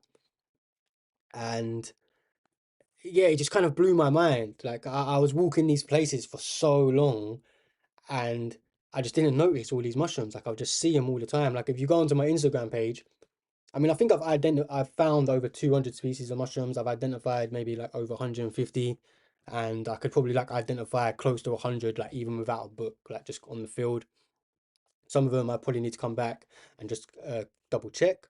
I haven't posted nowhere near the amount of mushrooms that I've actually found on my Instagram, but there's still a decent selection. I think there's probably about 40 or 50 prize mushrooms. I probably get about 35 of them, like of the top edibles in the country and across the world. When if you go to like Gordon Ramsay's restaurant or top restaurants and you're ordering like a wild mushroom soup or sauce or something like that, these are the mushrooms they're using, right? It isn't like the food in the wilds.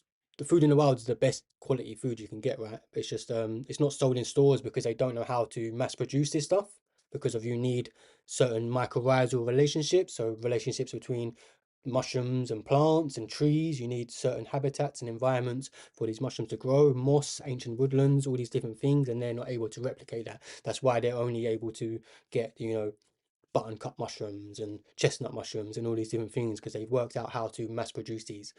And oh yeah, so you checked my Instagram, yeah, awesome. Yeah. So I just kind of got into that and I loved it. I love it. Yeah, it's one of my favorite times and of the year. I love autumn because of not just because of that, but it's beautiful, the changing colours of the leaves and everything. But it definitely yeah, and obviously summer's good. Summer you find loads of mushrooms in the summer, and obviously you get more fruits, berries. Like I found loads of like cherry plums and apricots this year. I didn't post them to be fair, but I know where there's so many apricots. It's a joke. Cherry plums. I know where I was getting bags every day. Like me and my pal before we even go hiking, we'd go down the road, get a bag, and just munch them while we was hiking. Uh, Winter's good for berries though, guys. If you know about berries are the sweetest, arguably the sweetest berry in the sweetest fruit in the whole of the UK. Can't eat the pip though. So the yew tree is known as the tree of life and death for many different reasons, also known as the resurrection tree. They're often associated with church. There's a lot of folklore, English, history, with yew trees. But so the seed, another reason why they're known as life as death, because of it's one of the most poisonous trees in the UK. The bark's very poisonous. I believe 6 or 7 of its leaves, their needles, would kill you if you ingested them. Um, they go for years, years and years. Ancient, you get really old ancient yew trees. One of the forests where I know there's where one of the best places for mushrooms that I know is a ancient yew forest. But you can't really eat any of the mushrooms there. I've already messed up, man. What am I doing? Oh, I'm gonna have to play this endgame. What am I doing? Okay, let's just play it anyway. Um, oh, what am I doing? I just blundered. I didn't mean to do that. I meant to move my king. Fuck. Okay, so now we're just down the entire rook. Um, that was a misclick, man.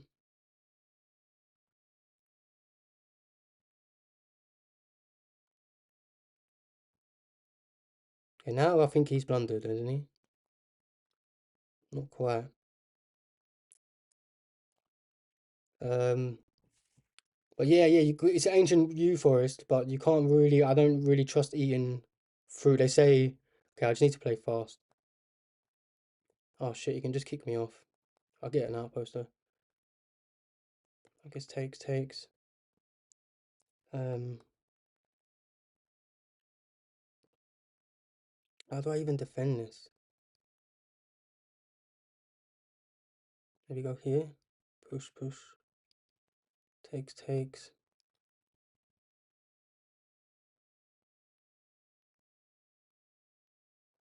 Let's go here.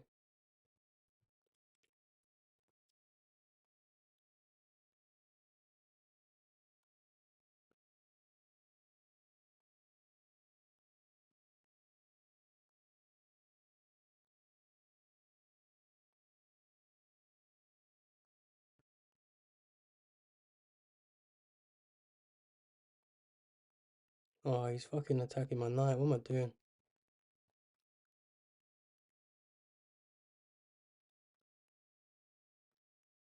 So I'm just down 2 pieces.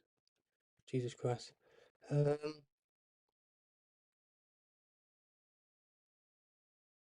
I'll go here. It's a fork, but I guess we can trade off.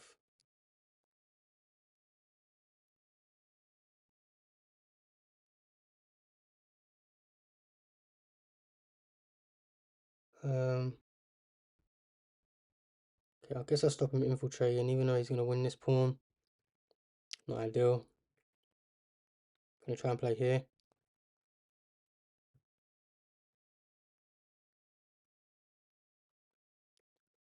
Can just push because his knight defends, but could try to take it off maybe. Can't believe I miskicked that, man.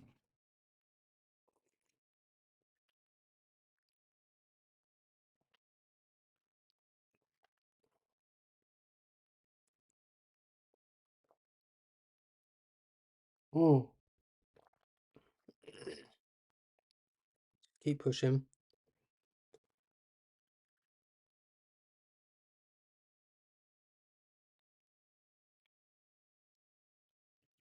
Defend our pawn.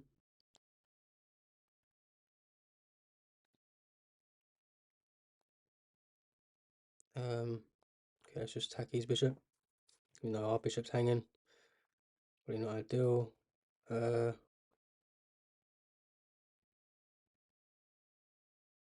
okay, so he takes with check.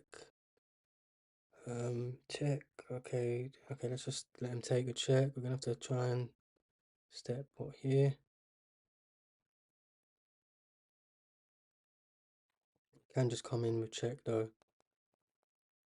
What? Oh my gosh, he's got that. I didn't even see that. Oh my god, getting wrecked. Um, Okay, so now he takes.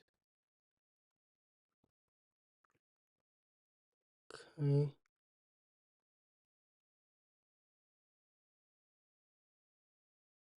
Comes down, we take the pawn.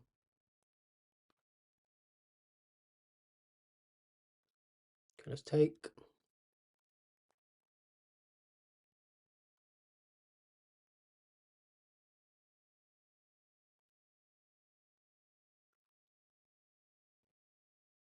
No, I guess I take there. What round are we on? This is not good.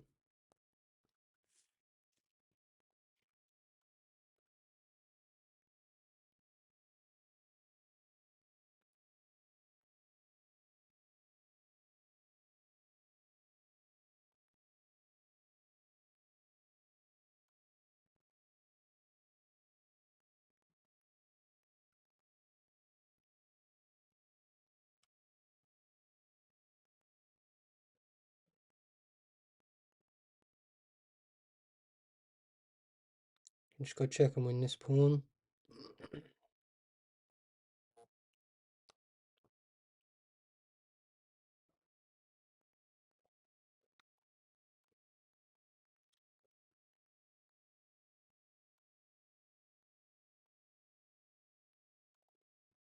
Okay, he found it. He found it. Finally found it. Bro, what am I doing out of the opening? Like, why am I pushing so bad? Just develop. Oh, one blunder. And I actually misclicked earlier. Nice from Instagram. Yeah, sorry guys, I'm slacking, man. I'm absolutely slacking today. Some shocking stuff. But we still got a couple games though. One more game. No, two more games. So I'm gonna try and lock in. And let's click on this guy. 2200 is still in the game. Wow, he's down a piece as well. Looking perilous for black. Oh wow, so he got a piece back, but with this pass pawn, he's gonna win the game. The king can never get to it because the rook just cuts off the file. Okay, so that's GG. Let's click on someone else. Sorry, pardon me. Get that out of me. Hopefully that's all my losing. Okay, so down a piece. A lot of people are getting wins this final round. These are people at the top end of the tournament, guys. One person's on 8 out of 9. And 3 people, so some games are still going on. Maybe I'll just slide over just so you can see that quick. Or I'll do it just before the round starts. Let's watch this end game. Black has 2 extra pawns for the piece. And he's rolling them. He's rolling them. He needs to push this. What's he thinking about? King. Activate your king. Can't obviously push this pawn because of the bishop would take. So let's attack the knight, the bishop. No. Decides to maybe start trying to work these pawns. Yep.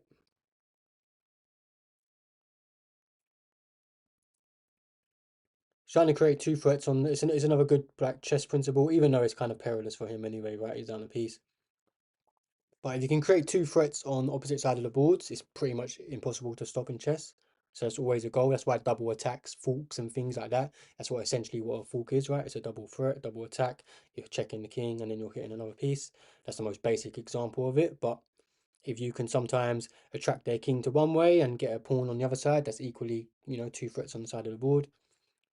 And now this pawn is never going anywhere. The king can never get to the bishop. So this is completely lost, but black can still draw, right? He's only got 1 pawn and 2 bishops. Like 2 bishop checkmate is hard to do. Like it can be quite hard to do anyway. Especially under time pressure. I do actually know how to do it though. You want to try to aim. Like imagine them 2 red squares are your bishops. You basically create you trap them in that half of the board. Like when you got 2 bishops next to each other, they create like a thing like that, if you can imagine. And then when he's in that side, that square, you then use your king and you kind of maneuver it slowly, smaller and smaller, and you get your 2 bishops there, and you do that exact same thing again. and then he'll be kind of somewhere in here, and you work him to one corner. It's kind of a really cool technique. It's easier than the bishop and knight. Knight and bishop is the hardest checkmating pattern to do in the game.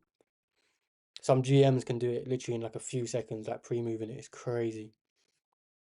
Even with the bishops, I think it like I haven't done it in ages.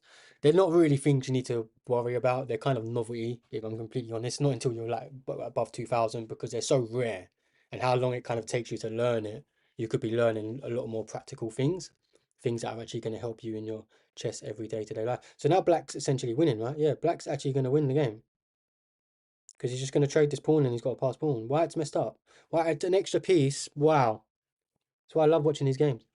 White's just given up. He just let the clock run out. He didn't know what to do.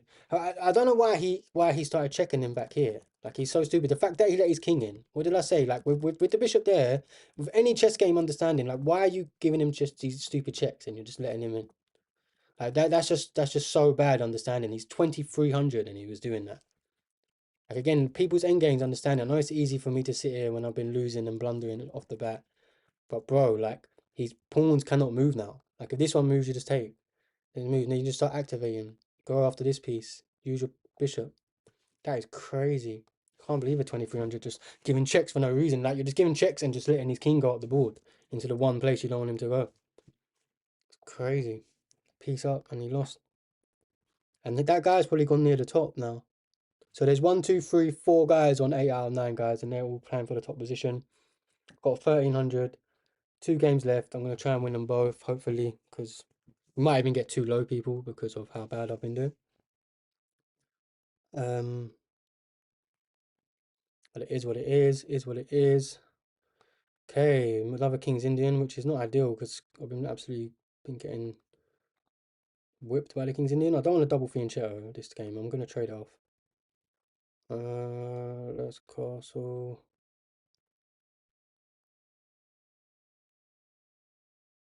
I'm also gonna play this. I haven't been using this C pawn push. I'm also gonna let him just trade it. Um, what am I? To be fair, I'm not. Just because he's a low player, he probably don't know what to do. Even though it's not the best move. That is the right thing to do though, what he's doing. So maybe he does know. And I'm gonna go here actually.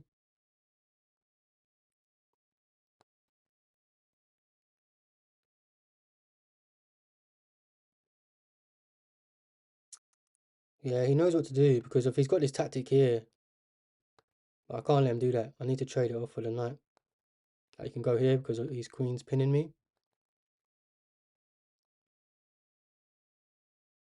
Okay, I've lost some serious tempo, but I'm going to need to trade off this bishop now.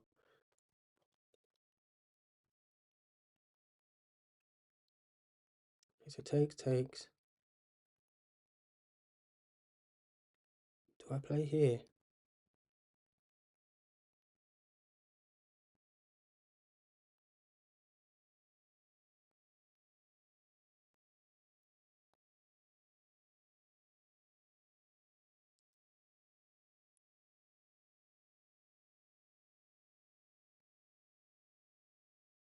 Um,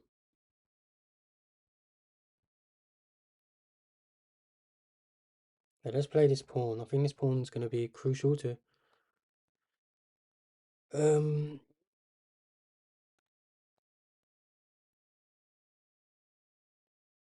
to blocking out some stuff. And let's actually take towards the center, and it will open up our file for some attack.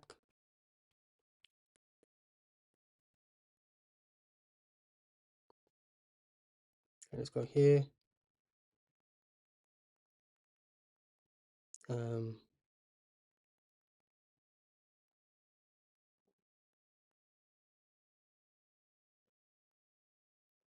okay, let's take. He has to take. Um,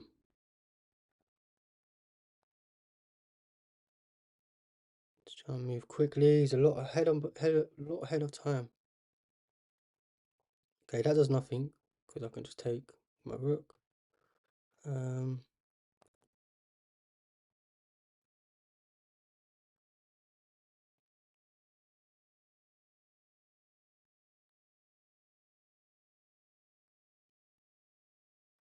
Okay, I'm not sure what that does either.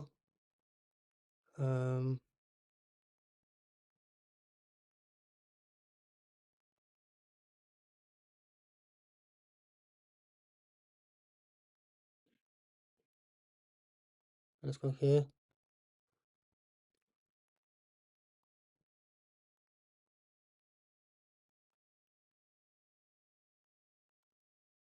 Oh, I'm so bad.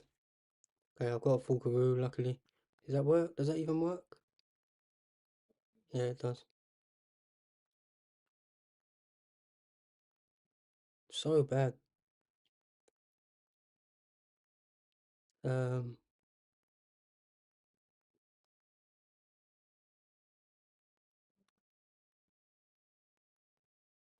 okay, let's go here.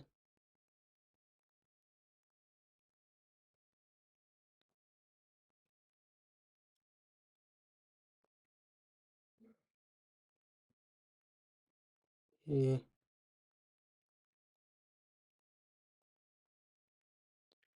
Take, because I'll just take with my rook. Um,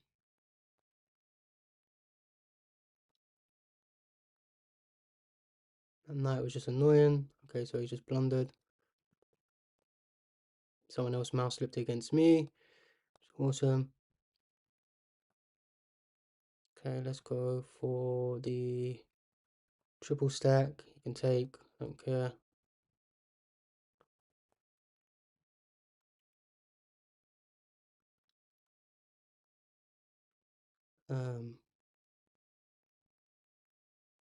Go here.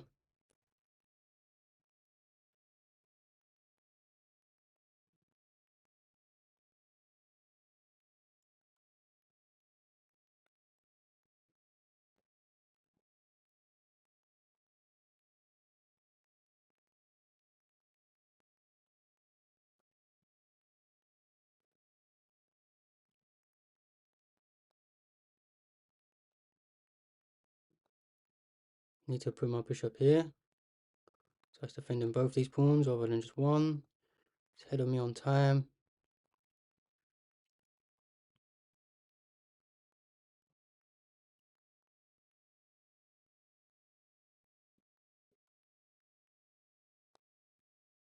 Okay, let's get the queens off. Get the rooks off. And should be in a better position.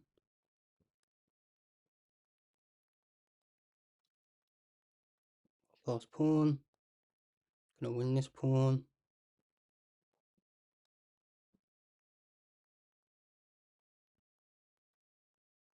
Win both. Get two. This is known as trousers. Basically impossible to stop. And just like that.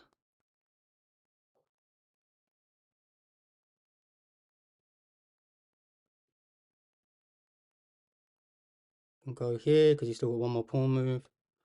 And this is GG. Okay, I showed a good bit of endgame technique there after blundering, going a piece down, and that just shows you kind of, which woke me up a bit. And this move here was classy move, just cutting them off. You can notice there's just like create a barricade. No rush to grab this because I was always going to grab it. I'm glad I won that game with down a piece, even though it was against a lower opponent. GG's in the chat, and let's finish off this tea.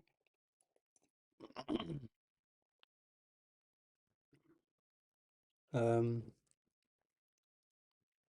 just goes to show you. So there's only one guy on 9 out of 10 now, guys. I guess I'll show you after. Let's go on one of these high level games quick. There's still games playing though, so maybe someone else can actually get up there. This guy's obviously gonna White's gonna win. So he's gonna join to 9 out of 10. He's got a dirty fork here. The black can't take because of this is a fork. Obviously black had nothing else to do. Black is just got no respect and not resigning. No respect at all. Okay, this is an equal in game, or looks equal. White has an extra pawn and it's a pass pawn. White's just looking to trade off.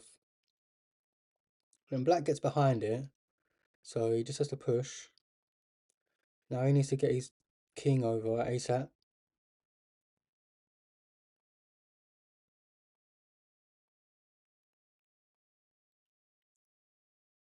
And what he's going to do is that this pawn is going to end up getting lost, but the king's going to be able to infiltrate. So he's left it because this is what it is. It's two threats on the side of the board, right? At the moment, his rook's completely tied down. So he's doing really well. I probably would have just gone and get this, but he knew that's what White wanted. Use it as a distraction. GG, thanks for the support, Shay or Shah, yeah, Shah Dema. Um, yeah. So this is how you do it. Black's done really well here. Black's just left it, like even though he's Black's completely out of the game. So now he's gonna win this pawn though, right? Why couldn't he have gone there? I guess. Oh yeah, you just go here. And once again, two threats on either side of the board. Pretty much impossible to stop. Guess you can give this check. Yeah. How do you proceed then? He's gonna step back up. Ah, yeah, just tempo. It's just triangulation. Take. What's he doing? Oh my gosh, he blundered. It's a free rook. The guy tricked him. Now this is a theoretical draw, I think, with just one pawn. Maybe not theoretical draw. Maybe it's still winning, but it's gonna be a lot harder. Bro tricked him. Bro just gave up the rook, like in the hope that like he won't checkmate him as fast.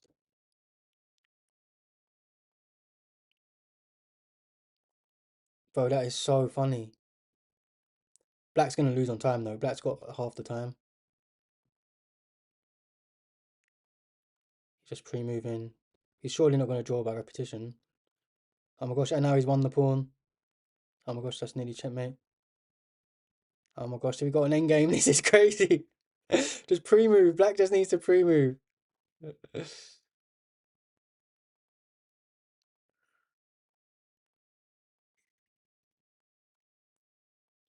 He needs to move his rook, start moving his rook a bit more instead of his king.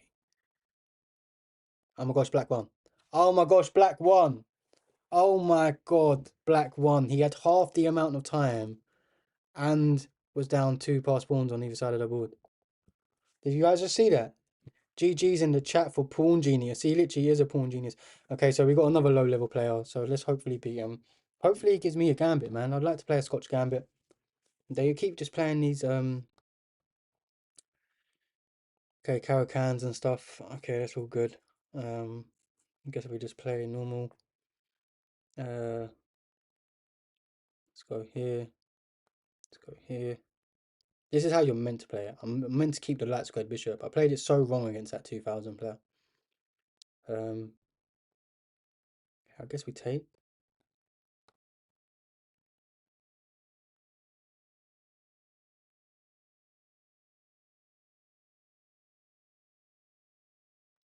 Okay, let's take. And go here. Not sure what the best move is. Maybe it was to go here. You probably trade off. A lot of people love trading off, right? It's never really a bad thing to do with black as well, like, if I'm completely honest. But in this case, these pieces are a lot more advanced than mine. He's a lot more active, so any trades are only going to favor me. That's why I'm doing it. Playing super bad.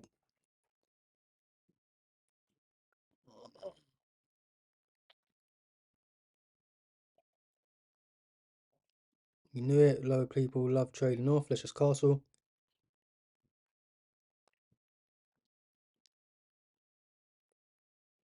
And he's got an isolated pawn.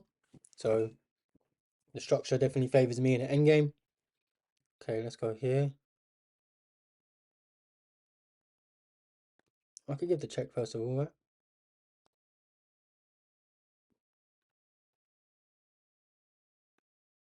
Yeah, there's no reason not to give the check. Just forces his bishop back.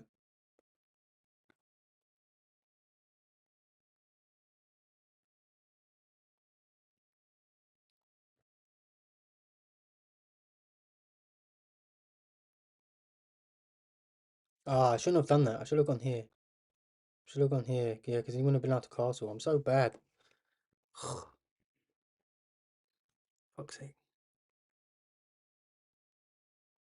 Such bad understanding. Like, if I go here, he couldn't castle because I'm double attacking the bishop and he only has one defender. Maybe I take, play bishop first.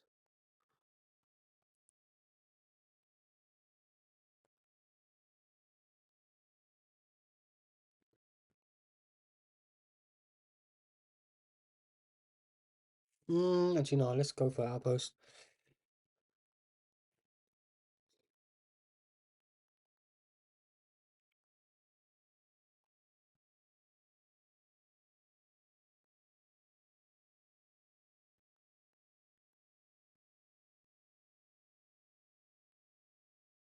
Let's go here. He's probably going to go there. I'll just go here.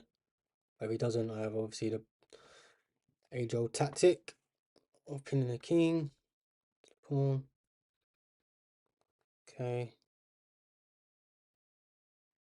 So was he just going to repeat the position?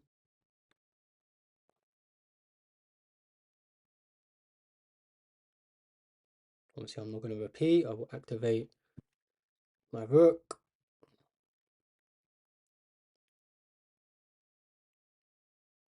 Activate my rook, reroute my knight. Sometimes you just need to ask yourself, what? You just hang these knight in one move. All been there. Clearly, I could probably just sack, take.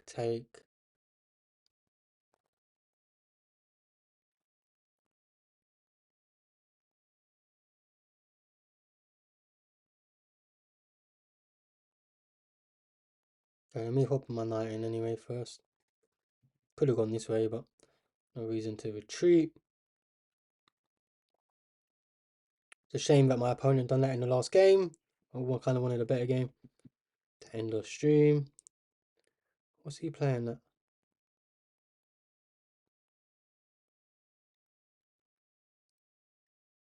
He's trying to win a pawn.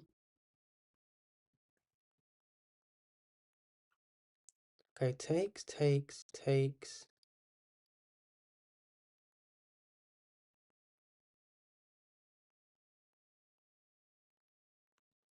If I go here, he can fork, but it ain't, is it? Because I take with check, and I just drop back. Okay.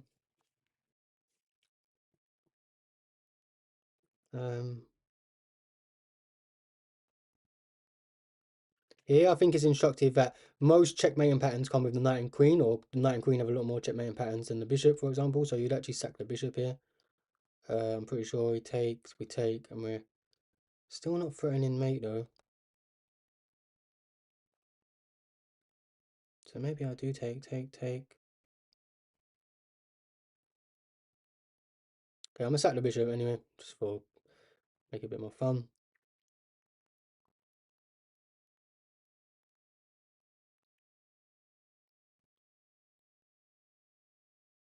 Although now he has this fork, but I can just pin, right? So he can't take because of king's pinned.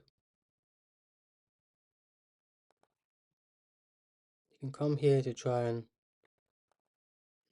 not sure what you can try.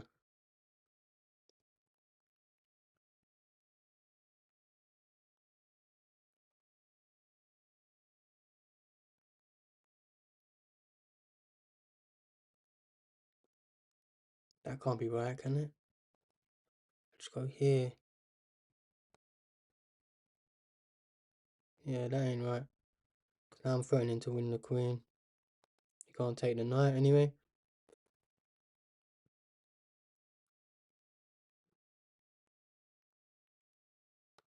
Okay. Guess we save this.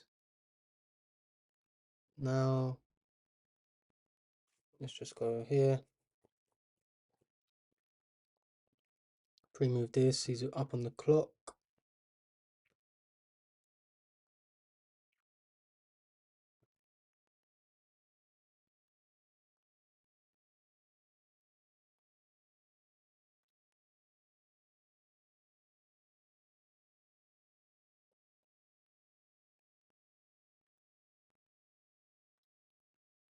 Should have gone there.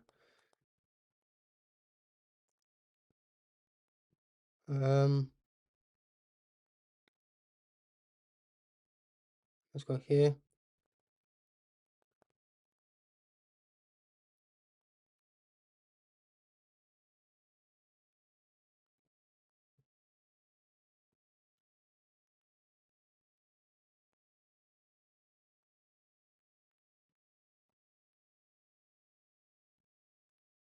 What do I do?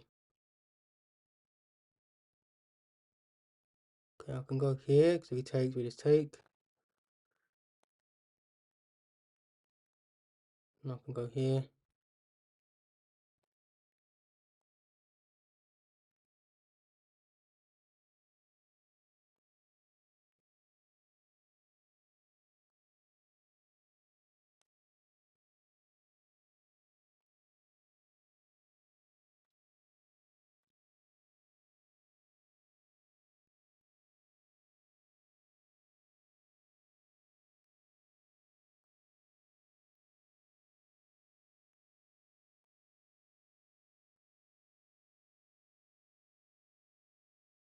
What am I doing?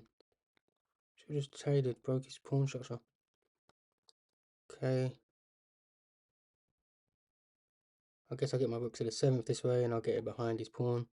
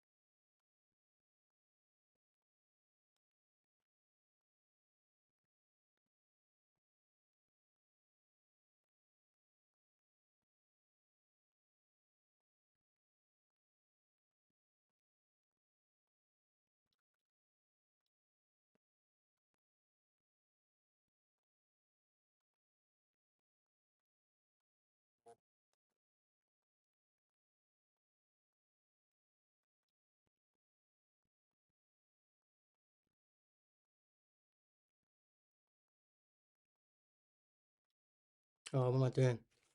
Being on time, man. Fuck, thought he's gonna push the pawn. That was just such a winning endgame for me. Obviously, I just had to sack that and push the pawn. The GG's in the chat. I had no time. Just credit to my opponent. Kind of blundered a bit at the end then. But I had the winning idea. He just knew not to give up the pawn because he went on time. He just had to juggle. But I did get a brilliant move. So I'm on 10 out of 11. Almond, A, B, C, D, E, F, G. Let me show the tournament standings quick. You can see the top 3 anyway. But you can see only a few people, literally the top 13, 8.5 out of 11. Everyone else is below that. Where was we? We ended up with 5. Probably should have had 6. My best is 7, so even this was an awful tournament. By my own standards, if I am honest with myself. Couple bad blunders, misclicks. 130th. Yeah, our best finish was 42nd. Let's see who was above me. Let's see where Blunder finished. Co, Haven. Surely Blunder couldn't have had a worse tournament than me. Haven't seen his name. Wow, maybe he did have another worse tournament. We keep finishing higher than him.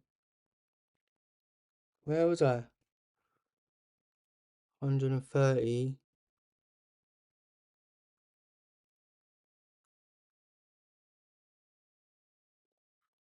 What's going on? Why did it put me into...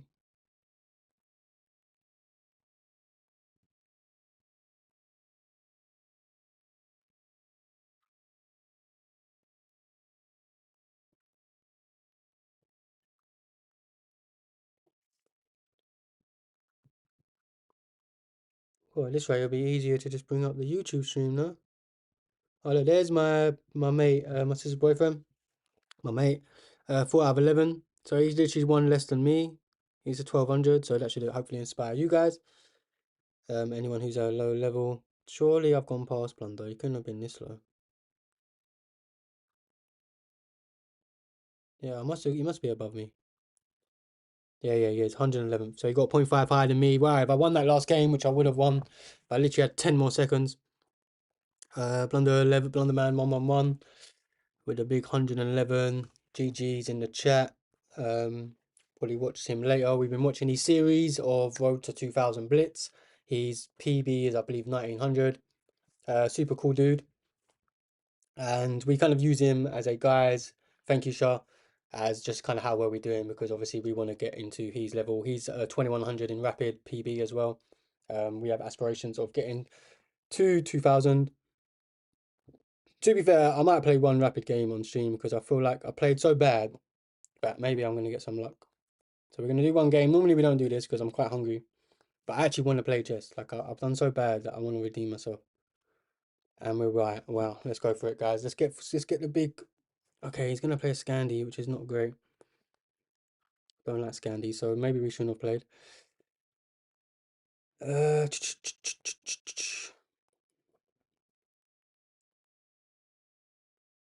Okay, let's push P.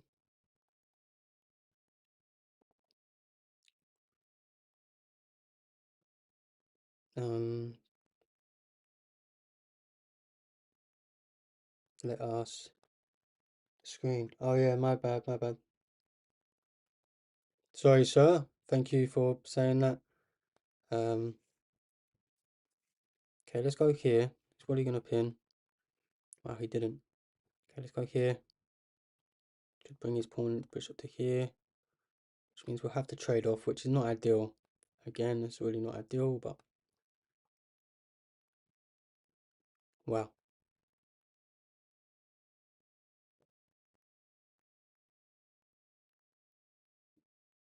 Okay, let's go here, break the pin, which is what they often want. He could have actually took and doubled my pawns then, which was really bad by me, which is not good. So take. Maybe I take now. Is he gonna go for opposite side castle? In that case, I just want to prep my pawn push. I think he is, which I need to do. Take, even though it's going to open up a file. Could get super dangerous. Kind of want to go here and then bring this knight over, take, and then just start getting all my pawns in the game. Wow, so he does. Okay, this could be a double threat. This could be seriously double threat, double wedged. But I'm going to go for it. So if I go here, if he takes and I take, I guess I can just go here. Yeah, that's smarter. Then if he takes, yeah, that's smart. Don't open up the file, no reason.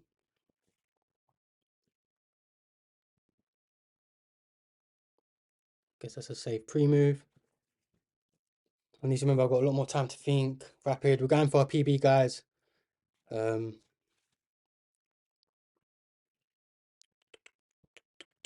believe how bad I played in a couple of them games. Okay, so he's got a big double threat coming.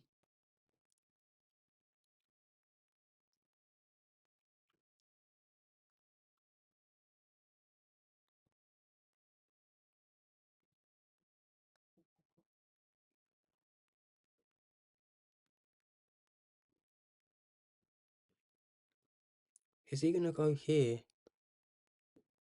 Are we afraid of that? No, let's just push. He might go here, which would be quite funny.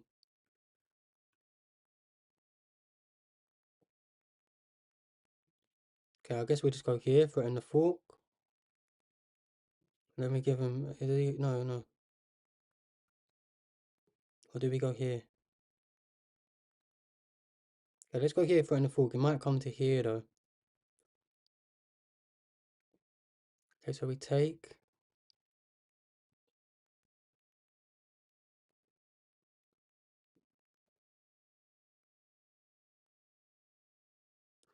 Wait, let me work this out.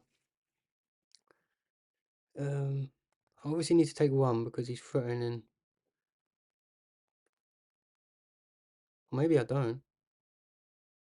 Maybe I can just get my rook into the game. the tension. Keep the tension. Yeah, let's keep the tension. I think that's good. Queen holds this. Queen hold. Oh no, no, you can take this and I lose this. But then it does open up a file in front of his king, which is could be bad as well. So he should take this. I take. He wins a pawn. Oh no, but then I'll be double attacking his bishop as well. So he needs to take this first. I take. He takes. I take, and he would win a pawn. But then I slide over with some double attacks.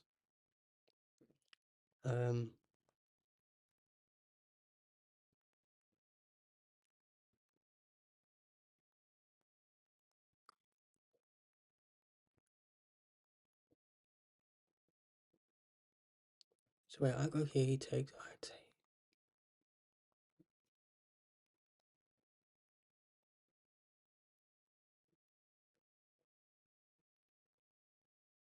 Yeah, I think I just take and then go here. I think this is kind of good.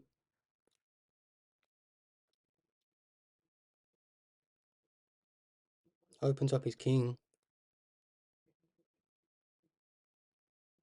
Isolates pawn.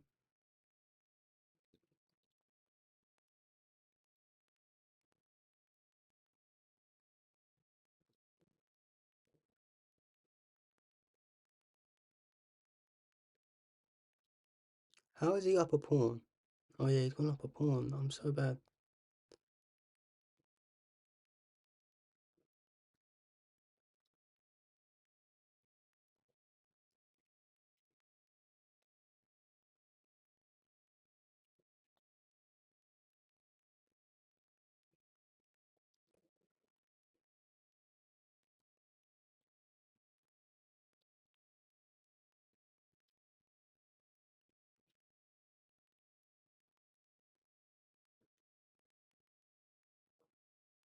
So I'm down a pawn, which is not great.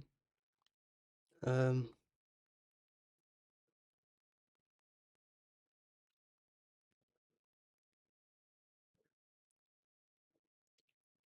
I go here or here? That's the question. I guess I need to bring him into the attack. I need to bring him into the attack, so I'm gonna have to reroute that way. Can obviously come here. I'm gonna come here if I go here.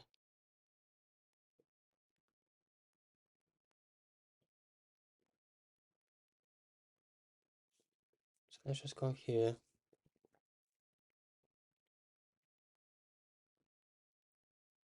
Threatening this as well, but obviously we need to move on that first.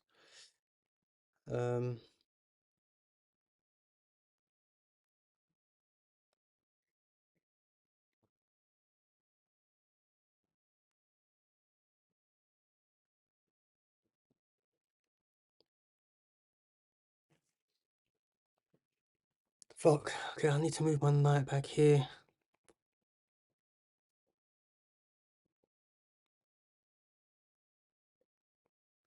How do I defend this? He's just doing me, man. He's outplaying me.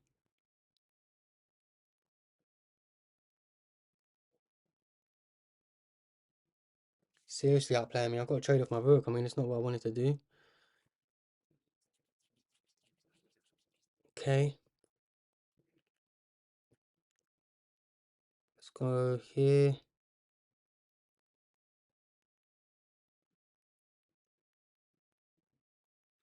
Seriously outplaying me. Okay, obviously this is a huge threat. I'm just gonna have to trade down. Maybe go into the endgame, down the pawn, down the pass pawn. Which would be a shame.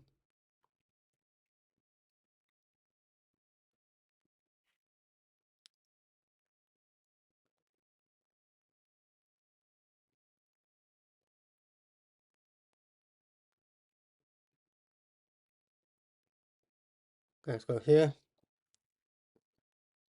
If he tries to go for this, we can obviously trade off and get our pawn back.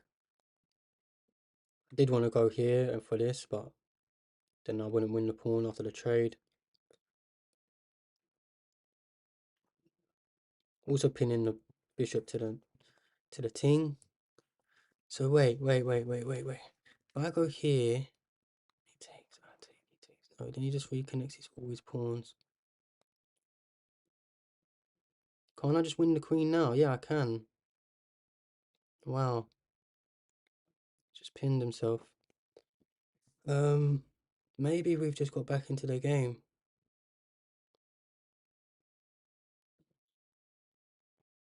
Maybe we've just gone back for the PB in the game. Still got plenty of time. His best move is probably to go here, so he connects his pawns. From my understanding, I take, he takes, but I'll still take this one. But he then gets a passer. Could be risky. Could be dangerous. Still not easy, because if it's instantly gonna get a tempo on my knight. If I go here, it gets another tempo. Yeah, I mean, I don't even know what I'll do. He needs to find that.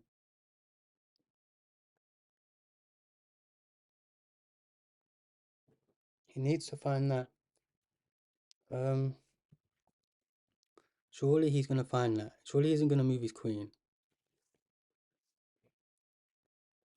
Needs to go here. I take, he takes, I take. I don't even know if I can take. Oh no, that's checkmate. Okay, yeah. Okay, I got checkmate. Okay, yeah. So worrying about his plan, so he can't do that. So if he goes there, I take, he takes. After I take, he can't push my knight because I have checkmate.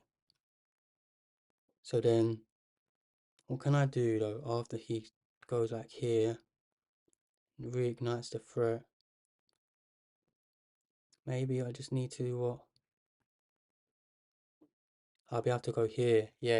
I'll be able to go here because this pawn's going to be gone.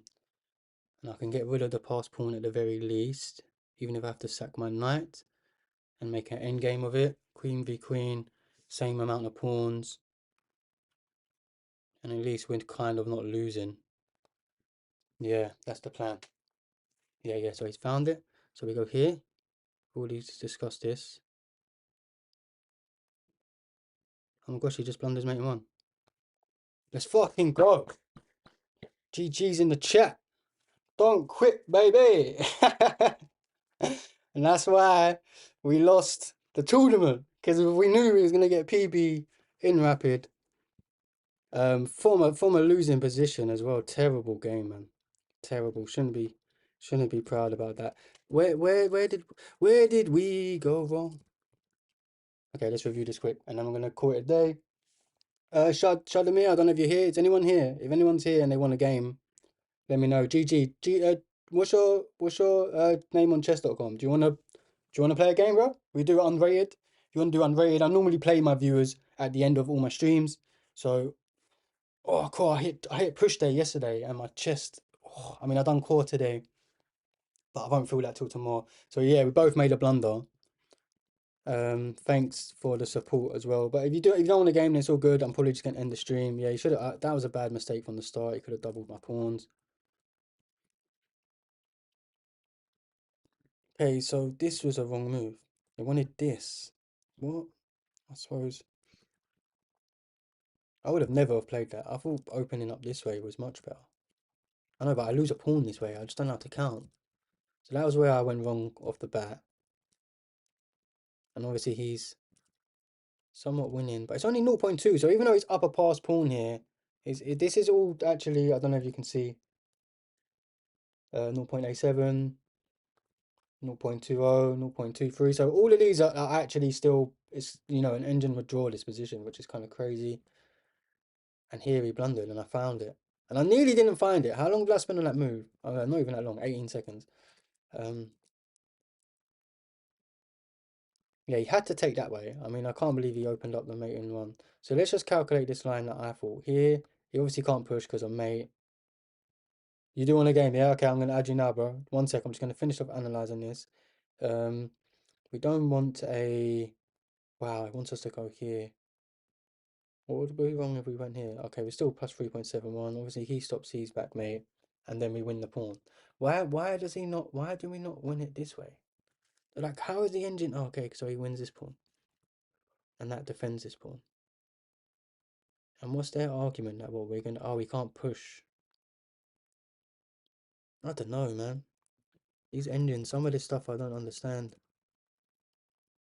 Alright, either way, 1944, guys. New PB, and clearly not even that good at chess today. And it just goes to show you that, guys, 1800 suck, 1900 suck. I suck. Oh, I've got you as a friend already. So you've been in my chat before. Big up yourself. Okay, I'm gonna give you a game. I'm challenging you now, unrated. What do you want to do? Do you want to do 10-minute game?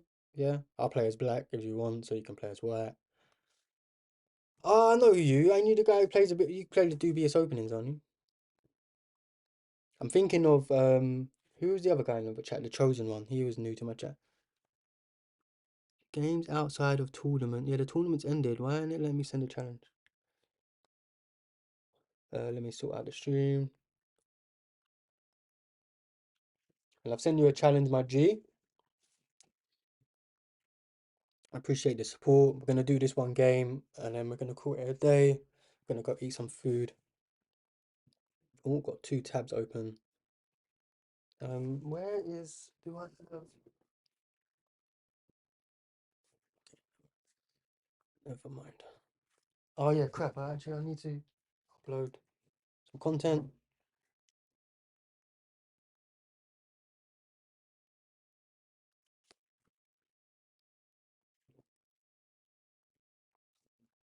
So I'm gonna just do that while I play this.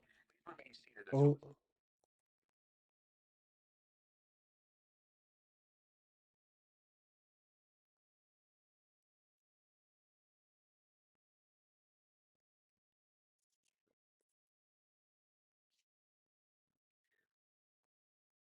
so I've just played the King's Indian a lot of times in the tournament. So and you saw how many people beat me, bro. I don't know if you can hear me. So you should be taking some inspiration. Maybe even if you analyze.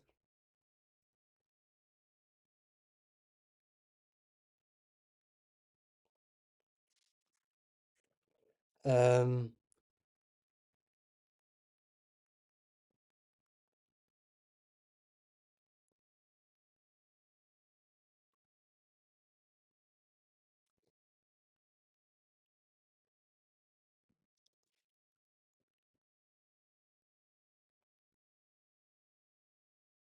Maybe I'll go for this break. And then you just push his and I push.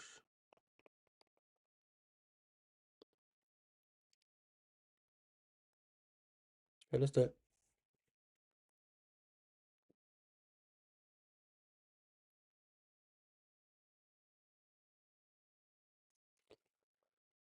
Some of these comments I never understand.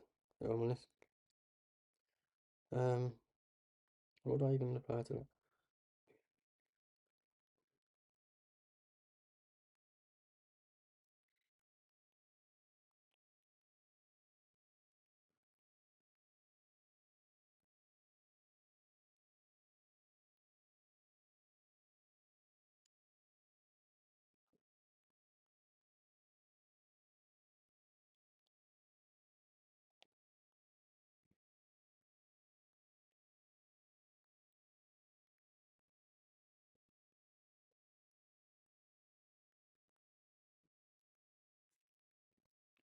Okay, found the right move, I believe. Um,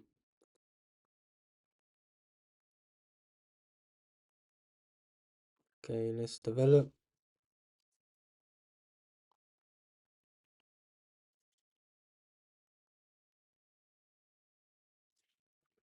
Okay, not too sure what that does. Let's go here.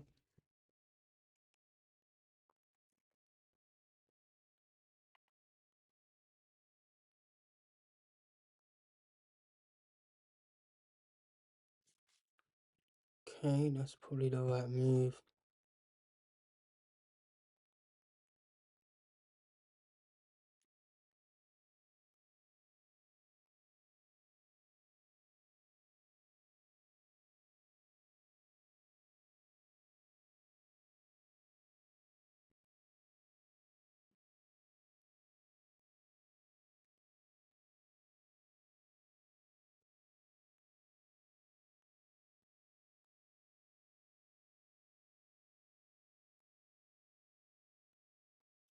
Okay, let's just go here.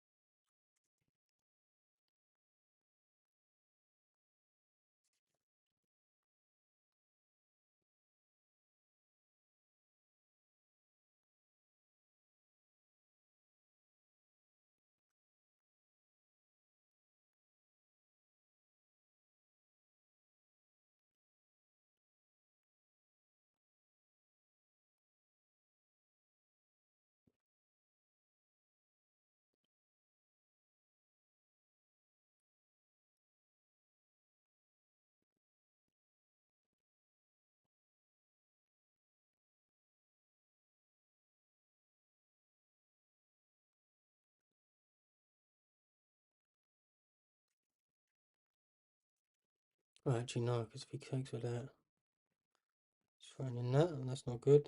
Sorry, guys, on the stream. I'm just going to be kind of quiet while I need to upload some content. And just sort out my social media. It's always a bit late on Tuesday. I was going to upload it early, and then I literally tried. Sometimes you upload stuff and you're thinking like it will just upload instantly, and then it just doesn't upload instantly. It's so annoying. And then like you end up closing your app and it doesn't upload at all and shit like that. It's jarring. Like I haven't even got all my things copied and pasted now. It's been so long. Okay, I guess I'll just go back. Oh no, that was bad. I should have took.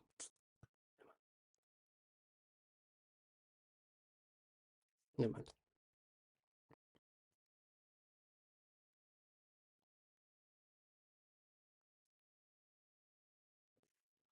Okay, so we didn't find it. Okay, this is a good move because now we're going to be able to do this.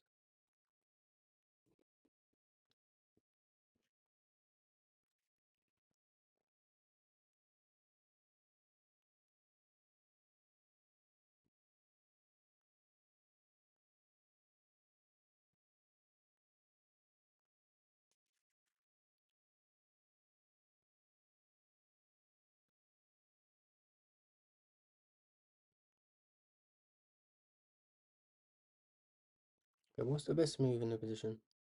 I guess I can take this, right? Yeah, because it's pinned.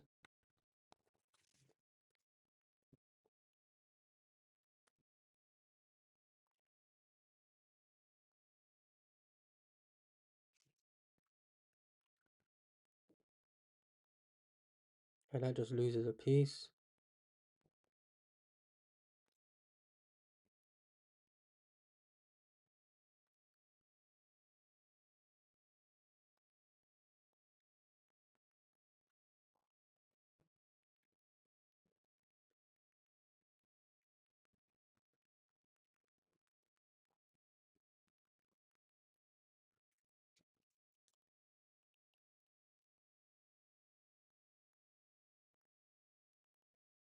Um,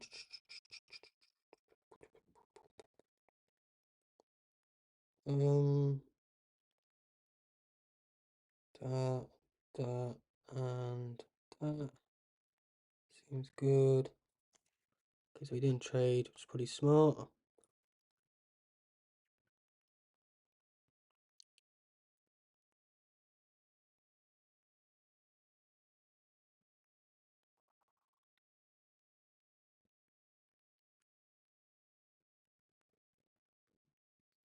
Okay, let's go here. Double stack our rooks.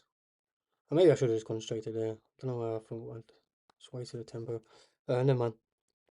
Never mind. I really need to go to the toilet now. It's all kind of just all hitting me. The hunger, the toilet, the realizing I've got lots of things to do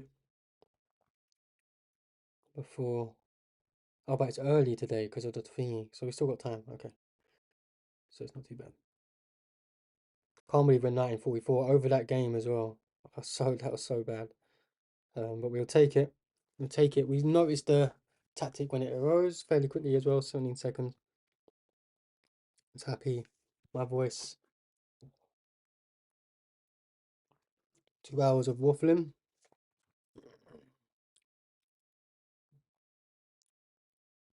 Okay. Was there a way he could have double attacked me then? No. Okay, if I go here, is there any benefit to that? Is there any benefit to that? I guess I can just, oh no, what am I doing? There. And then where would I go? Maybe here?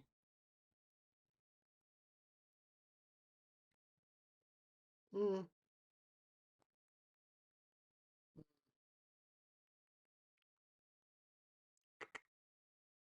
Okay, it's probably not the right thing to, maybe it is the right thing to do. It seems super safe there.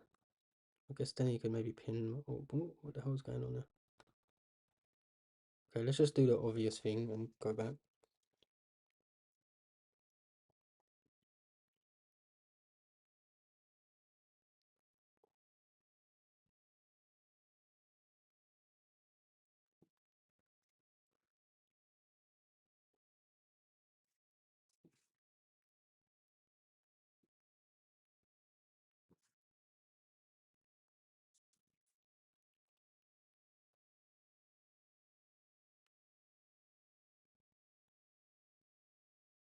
guess I could take this now.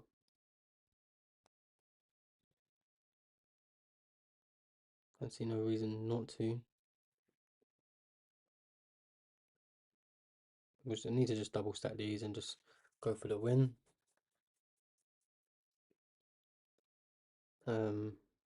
Takes.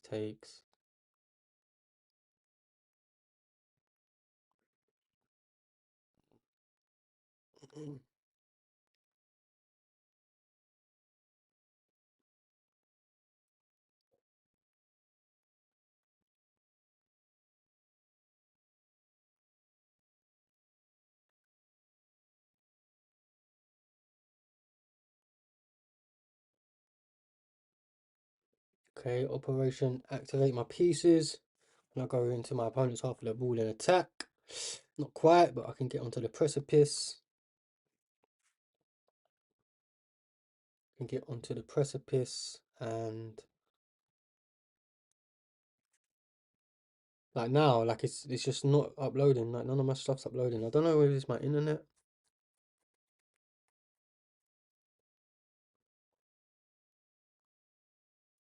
So jarring.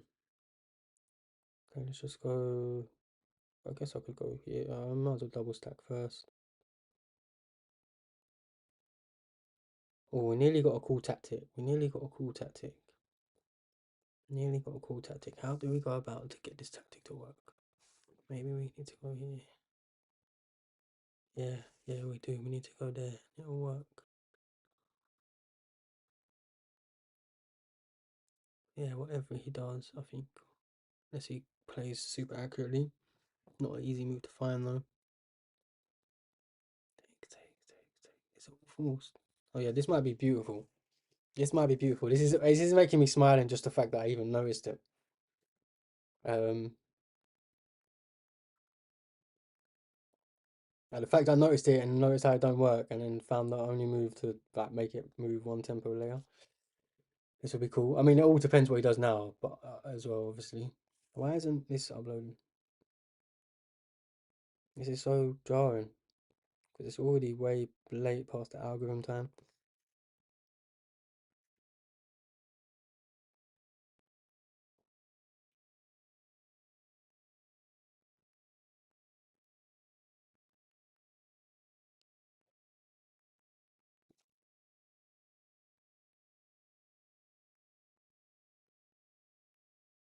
And like I tried to upload before I went on YouTube, and it didn't work either. I got all of them on TikTok. On TikTok, it seemed to have done it offline, even though I tried to upload before. And obviously, if I upload before I go live, it kind of helps, right? Because people might see it and then they see that I'm live, which is kind of annoying. Wow, he found it. No way he actually stopped that. What the hell? That is crazy. That's literally the only move that I didn't want him to play, and he found it. I'll show you what I found, guys. Is here. Like, so let's just say he goes here, and then let's just say he tries to save his bishop. You then sack and sack. Well, actually, if he saves his bishop this way, then he doesn't even have that. I could just sack, and then this is obviously checkmate. But even if the bishop stayed on this diagonal, after the second rook comes in, with this here, you have this check, and the bishop would be pinned. I'll show you after. If you guys can't understand, if you roughly understand what I'm saying. Sack the queen, he takes. He blocks. When with my knight there, I'm able to give the check, and then you'd be able to take the bishop, which would have been beautiful. Okay, so now if I go here, you can just take, right? I still, oh wait, I still got some potentially good stuff going on. Okay, rooks to the 7th, nice and principled. Now if the bishop moves, I just come flying in.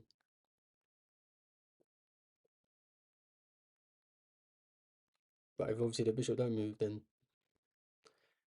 obviously he's gonna get captured. Maybe he needs to come across. I'm not sure what he needs to do. Bring a rook across. Oh no, that ain't even hanging. Guess that would.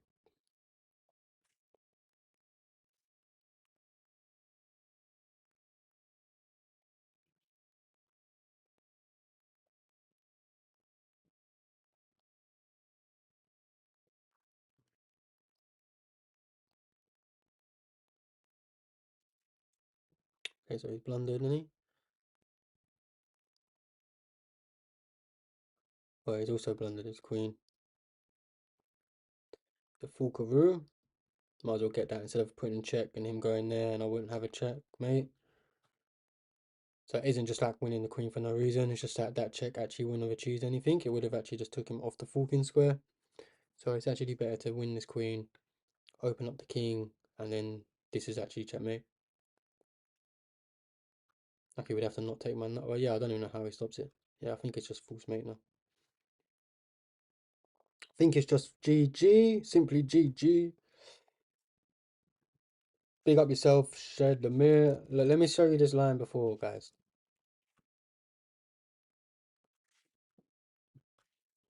How cool would have this been? GG's in the chat, bro. Look how cool this would have been if you didn't play that move, man. And let's say that you played anything else. What else could you have played here? Let's just say you do some random move. Like here. Does it work? Is it already false mate?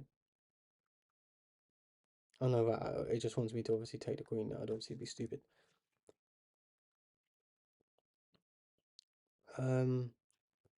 How do I do a random move without? Okay, let's say you go here.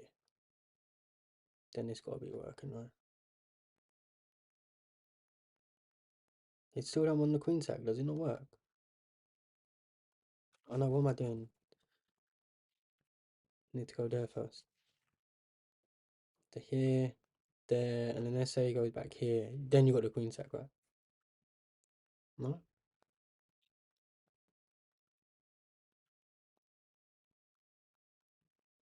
Yeah, that was awesome. Alright, GG's though, my brother. Why is this thing not uploading, man? This is jarring.